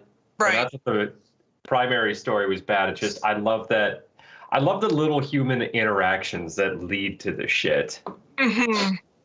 And it's the kind of thing that makes you want to, like, because we live not too far from there. It's like, you know, I've never been there. It makes you want to go there and see this shit, you know? Oh, fuck yeah. So, oh boy, there's a snake. You like him? I have issues with snakes, man.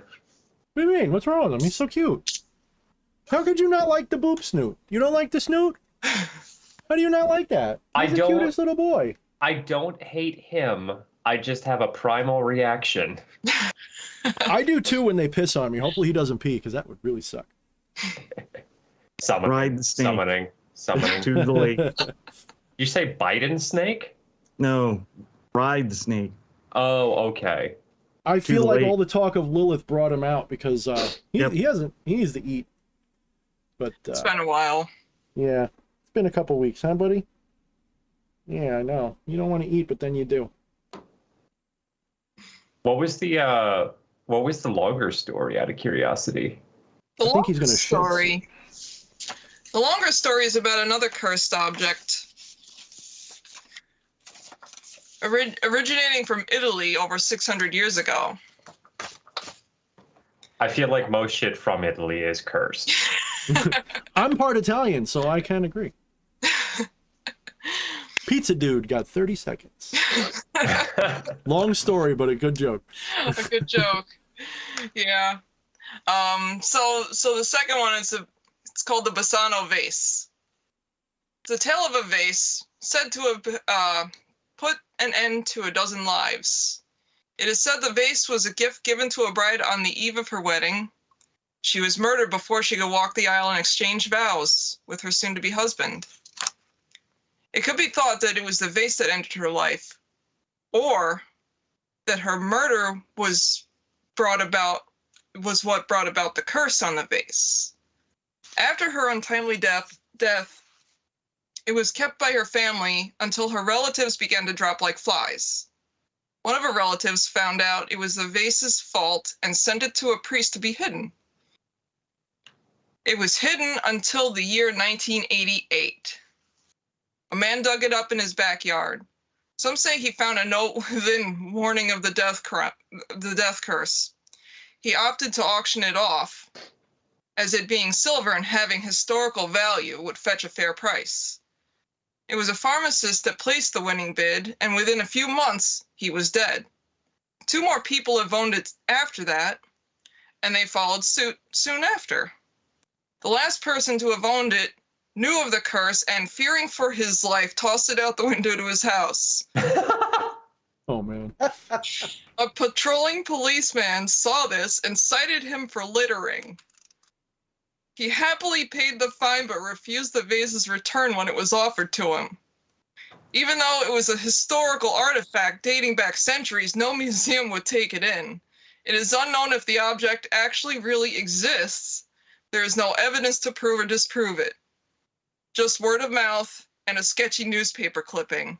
Maybe it was real, but because of how many lives it took, it was forced into being forgotten by not officially being recorded anywhere. So, again, going into the human element of this, as I love doing so much, I love the idea that her family, the original owner who passed, her family started dropping like flies and identified there is a curse upon this vase. We need to get rid of it. But to get rid of it, somebody needs to handle it. What's something so pure that a curse cannot befall them? The innocence and purity of a child. But we can't get a child to hide it because they're shit at hiding things. So next best thing, we need somebody who's handled a lot of children. We're going to go to the priest.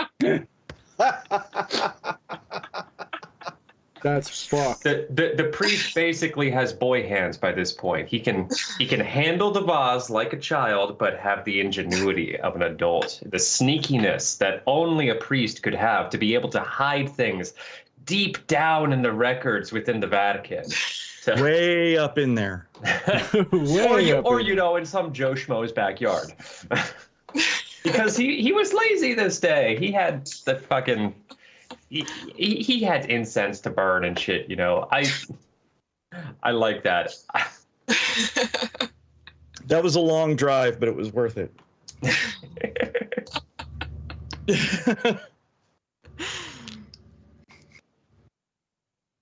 Okay. I'm a little distracted by my snoot. No, justifiably so. He's such a sweetie. Until he shits on me. He's such a sweetie. He's only done that twice. Oh, but the smell, it's like 1,000 poops and pisses in one fucking shot. One time I came home from work, I put him around my neck. Luckily I was wearing my work shirt. Within a second or two, he's just like, oh, dude. Like, what the fuck, man? Kind of glad you don't eat much lately. That's like half the reason you don't poop, huh? Poop. So. Poop. Sneck Plissken, everybody. That's his name. Sneck Plissken. So what are you doing up there? Playing with myself. I'm going in. So, hey, now, Camilla, unfortunately, I know that you're not going to be in on this, And I floated this idea by you, DH, before, and I kind of want to bring it up on stream to maybe put the pressure on. I had the idea of doing a stream in the near future about the importance of pain as it applies to a spiritual practice, in which, while discussing this topic, myself or maybe both of us would indulge in Carolina Reapers. To really... I told you that my main vexation with that is my stomach with its IBS issues. It's not just pain at that point, and it was it's not it goes beyond pain. It becomes a potential, like, I have to go and see perhaps doctor. You should chew it up and spit it out. I mean, I could both of you maybe could chew it a up bite. and spit it out. Yeah, but I don't know. Even with the chewing and spitting it out, I don't have that buffer down there. Yeah, to like absorb anything. Yeah, like she doesn't eat anything spicy. Like she does, but it's very rare. I do, but I can't have it more than one meal a week. Yeah, no, for you it's a lot more understandable. Well, you know what I mean. Okay, so I'll just do it. You can be Maybe the I'll hot stick my ones. hand in a fire instead. Maybe I'll do that because that's more my speed.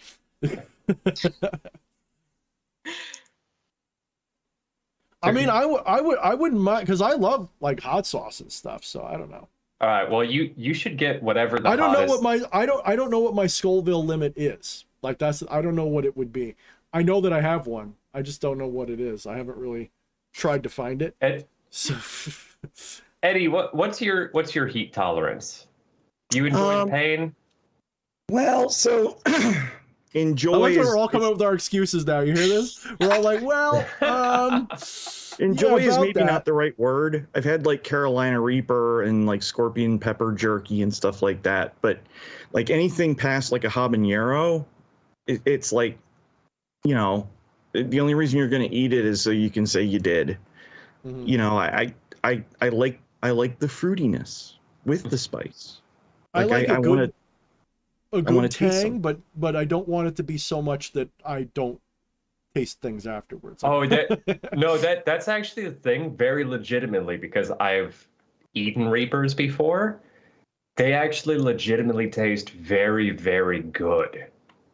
Like, I sincerely enjoy them, and the only bad side is my mouth enjoys them, and I can handle the heat. It's my insides. That's the difficult part. That's kind of what I'm getting at. I have a feeling my mouth could probably do it. I'm more worried about the reaction of the below of the the cogs of the machine going no way up in there. Way up in there.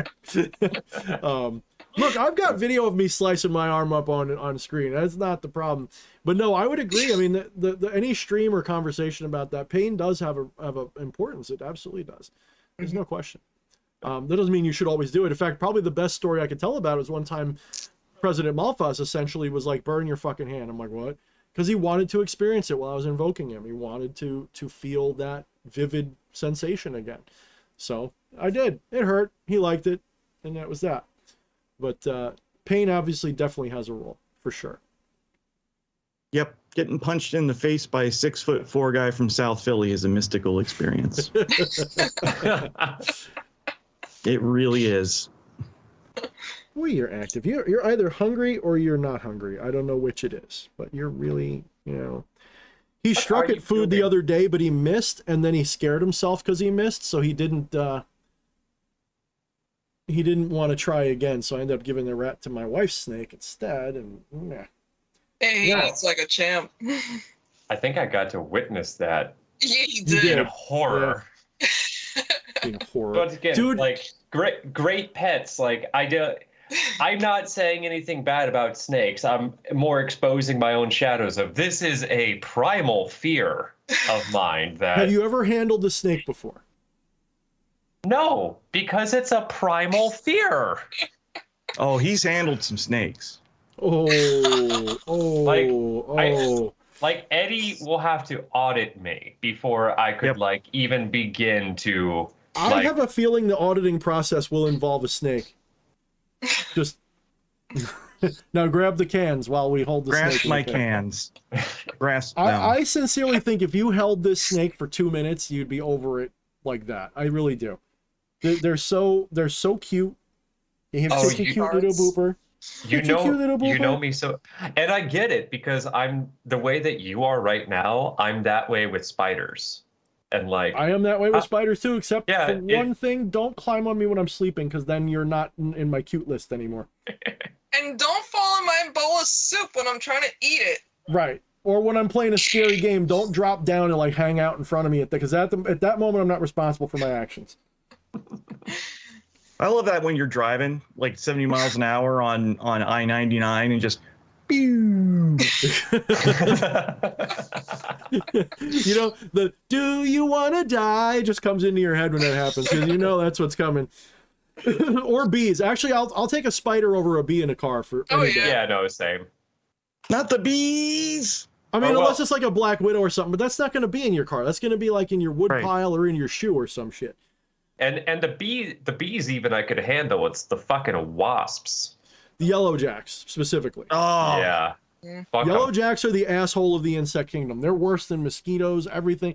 Like, I know mosquitoes have killed more people than any bee ever, but in fact, mosquitoes are the #1 cause of death in human history. But yellow jacks are the dick. Like, they're really a dick. They are the dick. And I got stung by one twice, but guess what?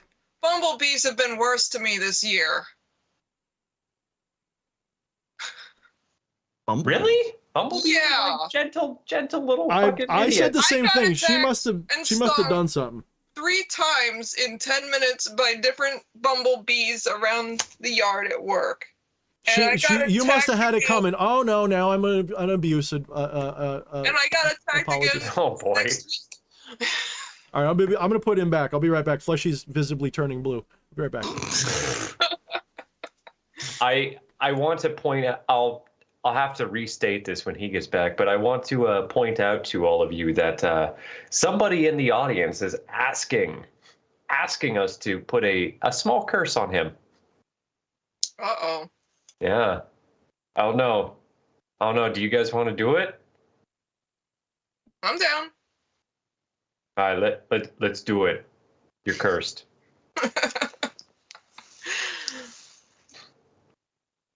What's the name? I'll save it for later.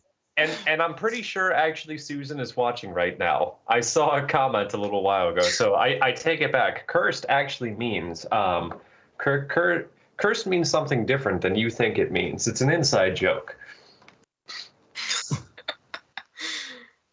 Please don't. Can I just say that I greatly prefer the word cursed to cursed? No, cursed. I agree, just because it sounds really nice, but it's also, I don't know, it's one of those things also like Eldritch, where it invokes a particular type of flavor every time it's used. Mm. Not to say that's a good or a bad flavor, it's just particular. A little salty. If curses don't have some salt in them, then you're probably not utilizing them effectively, though.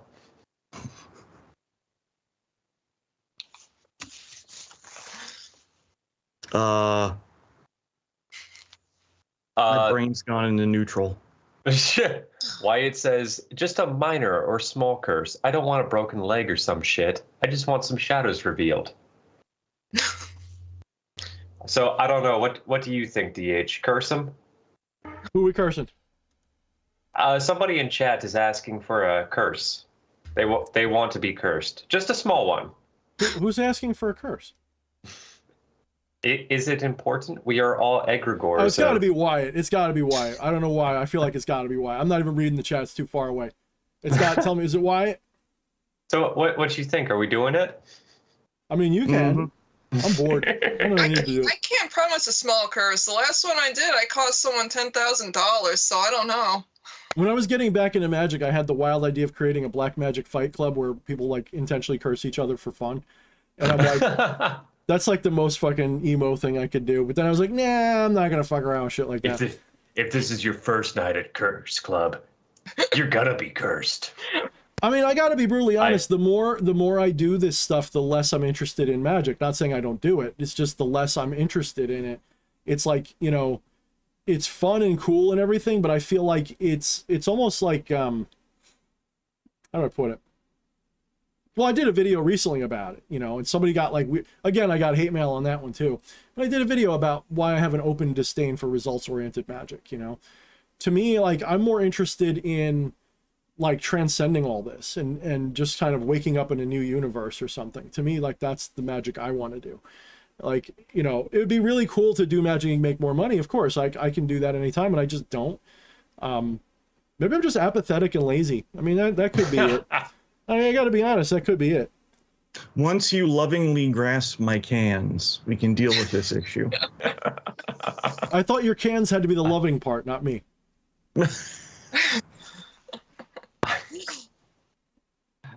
I'll say this to Wyatt. I will curse you with this. When that thing comes around, you're going to have to ask yourself, did I do anything or was it you? The best curse. Well, here's the thing about curses. I did a video about this as well.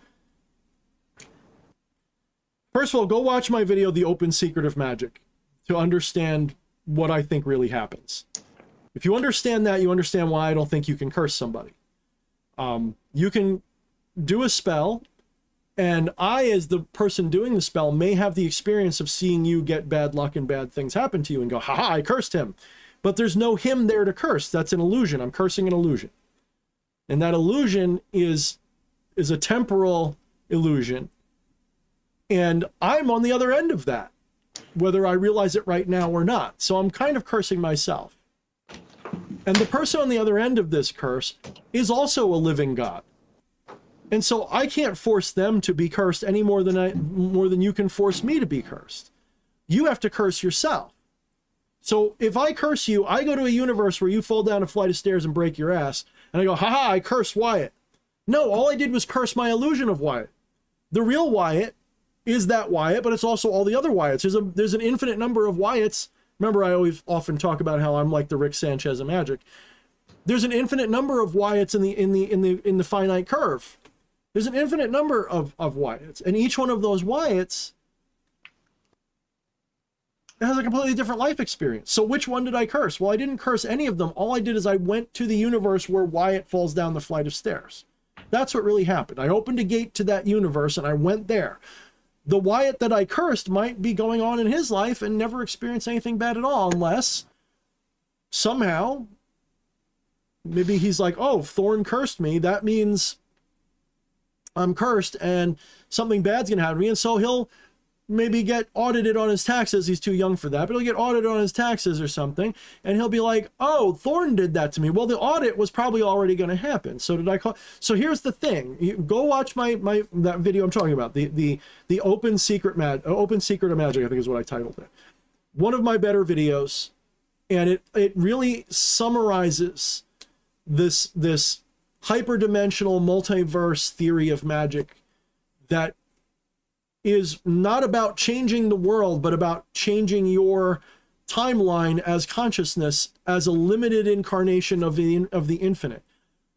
It's really a simple concept, but it's so alien to most people's thinking that and yet ironically, a lot of people heard that and said, that's exactly what I think happens, or something like it. A lot of people agree that magic doesn't change the world, it changes the course of your timeline. And that to me is a much more, to me, it's a much more enlightened view of magic. Doesn't mean it's right, but I think it's the right one. It's also the one that is also more rational, because it also means that even if I have a successful magical result, that doesn't mean everybody sees it. That means that, so if I do a spell and I do a spell for something that shouldn't be possible, I can't prove it to someone at all. But I might go to a universe where there's a person who believes it, if that makes sense. So if I was to take the James Randi challenge, maybe in theory I could win it in my universe and go on and have a whole universe where, like, I'm the first guy to prove magic and I'm famous, and then I get hauled off by the FBI to stare at goats and do all this other shit. Maybe. But just as likely, everyone who was in that universe doesn't see that. They see me just failing and being embarrassing, and I guess Thorne doesn't know how to do magic and all this other shit.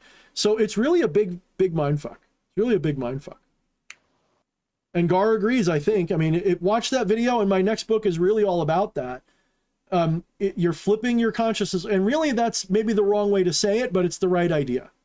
So the thing is that I feel like I'm not famous for, but I'm personally proud of the fact that my version, and Eddie did this the other night, my version of a magician's intellect is to invert the problem somehow.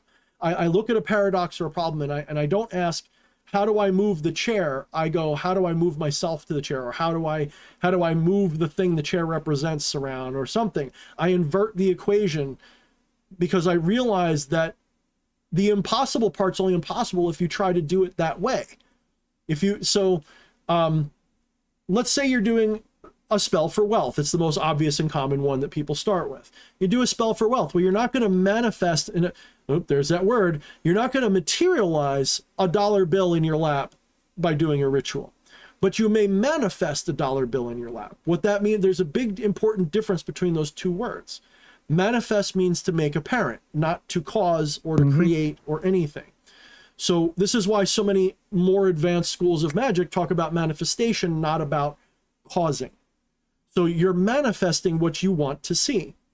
Well, that often has to take a very rational course to get there. So that means that even if you're doing magic, most of the time, the result is going to be rational, in that it's going to seem like nothing magical happened. It's just going to be, yeah, I got what I wanted, but it may not be by anything outside of reality. It may be, I manifested money, but I didn't just wake up tomorrow and there's a bunch of money in my account. It means maybe I got a phone call and somebody invited me to do some extra work for them, and it was work that I didn't mind doing, and so I made a little extra money, and there's the prosperity I asked for, right? So it's going to likely manifest. Sometimes it'll be a little creepy. Sometimes it'll be superstitious and weird, yes. But most of the time, it's going to be rational in a way that's like, you're almost like, did I even do magic? Like, what the hell?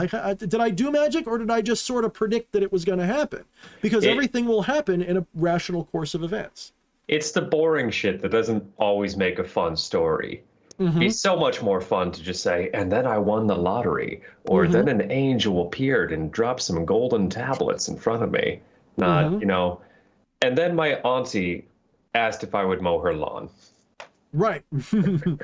Or Nobody it's like, wants to tell that story. It's like, I will for my neighbor's window to smash because I hate my window, my neighbor. And, well, it's never I can't smash that window, but you know what could happen? Maybe the landscaper is going to run his lawnmower over a rock, and it's going to fling over and smash the window. I don't know how it's going to happen. Gar says, you move your consciousness to where your will is. Here's my only issue with that is I've learned that the word move is also wrong. Adjust the focus would be a better way to think of it. Think of it like you're scanning a page with your eyes, except the eye doesn't move in this sense. It is a shifting of attention. So let me put it to you like this, Gar. Think about your hand for a minute. Put all of your attention in your hand. What moved? Nothing moved. You just shifted your attention to your hand. I'm fully aware of, well, I guess both hands, but I'm fully aware of both hands to the exclusion of most of the rest of my body when I did that. So my attention shifted. It didn't move though. It shifted its focus. So that's why, so I'm not trying to be like adversarial dick or anything. I'm saying that's an important change of linguistics, because when you realize that it's not a movement, right? It's more of a shifting of focus.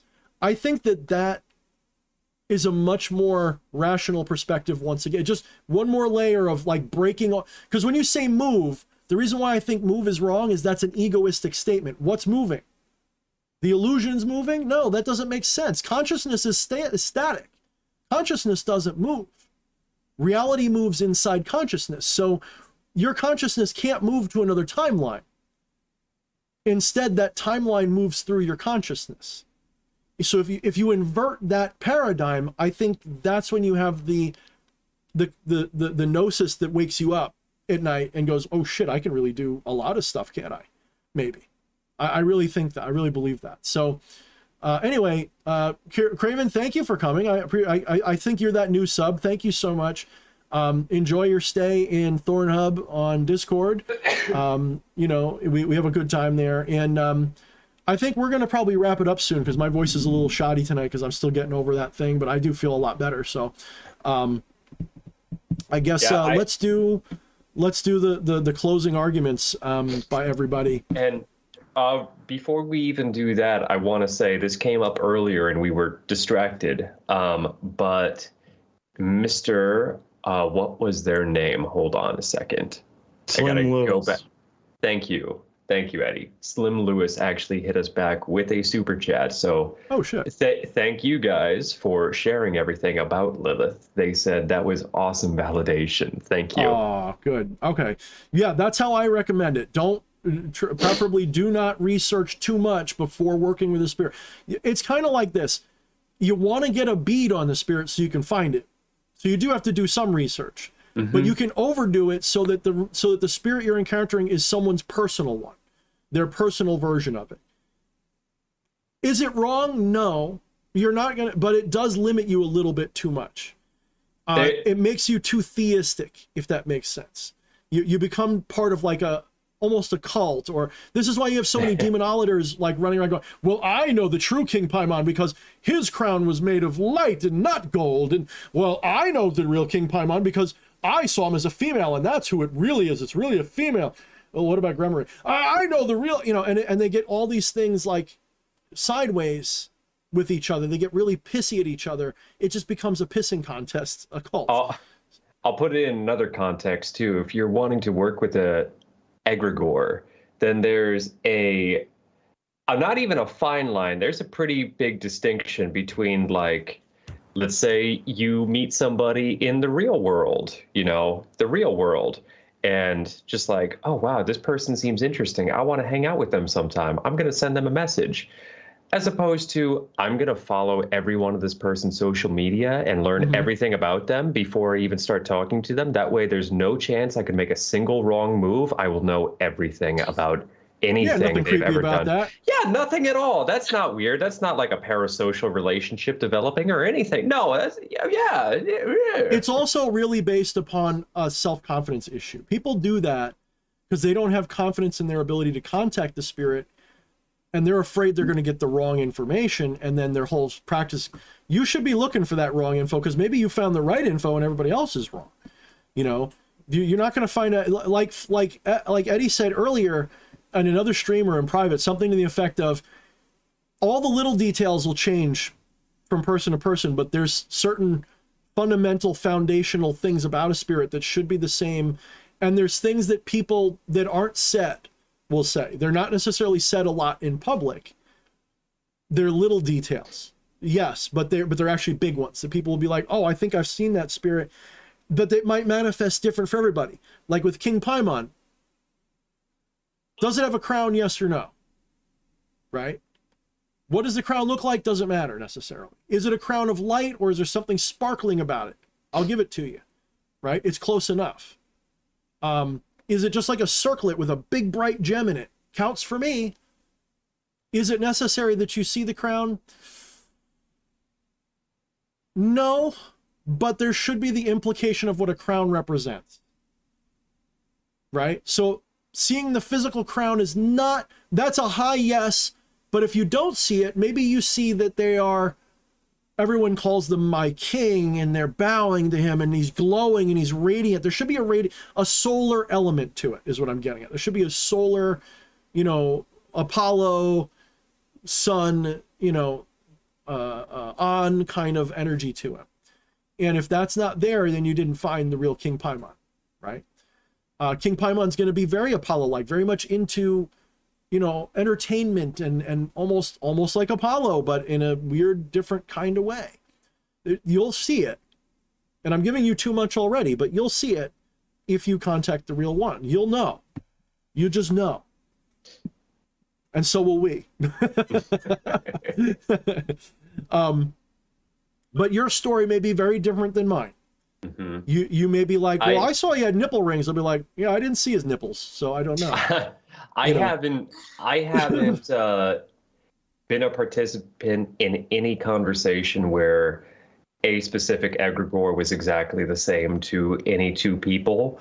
Even in the same room doing the same ritual. Yes, but there's I'm sorry, I almost said always. There's usually those little details you mentioned, almost like an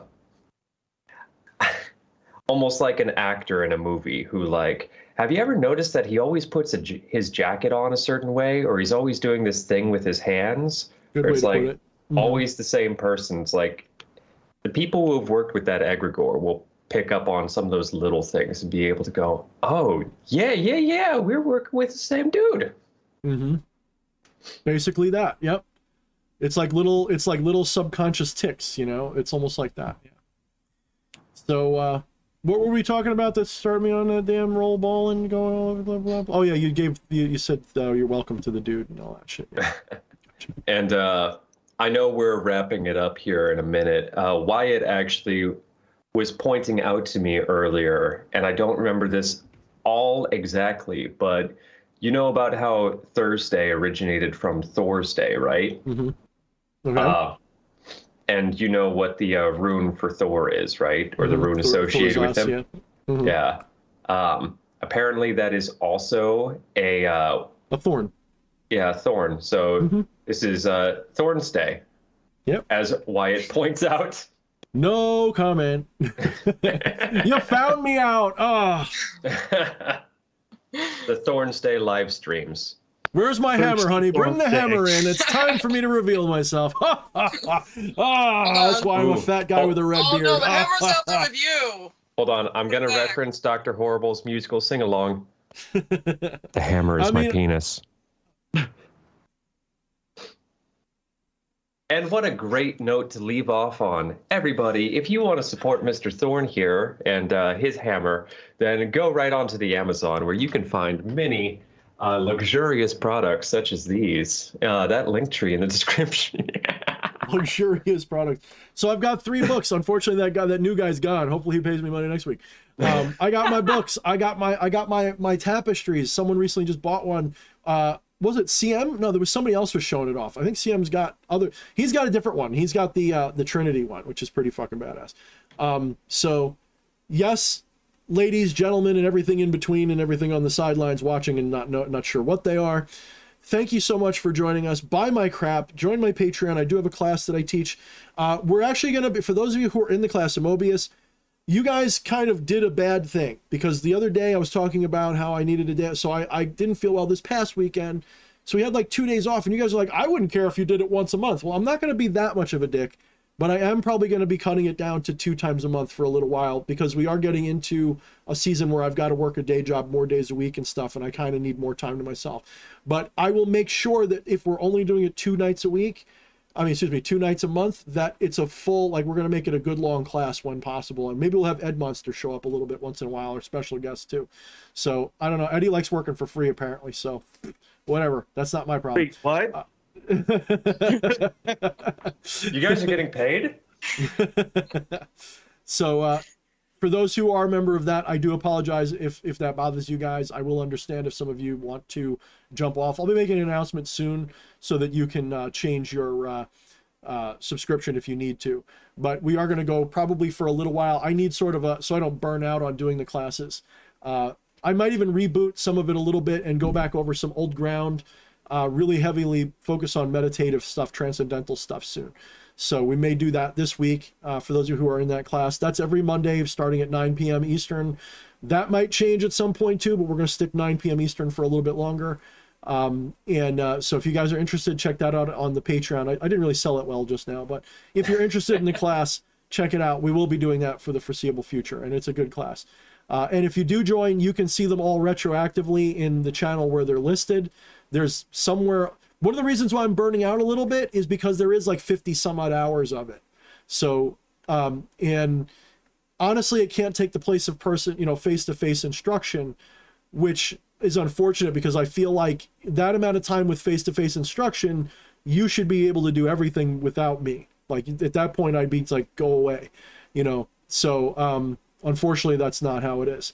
it's basically like these videos that we do, except way more serious, less goofing around, with participation. Like we'll do meditation, we'll even do little rituals together and stuff. So if you guys are interested in that, check that out. In the meantime, that's about it, really. Super chat the hell out of me. Everything else you want to do, I appreciate it. Or like, share, and subscribe. Make sure you comment when this gets dropped, so it helps with the algorithms and stuff. And we have a newsletter, which is doing really well.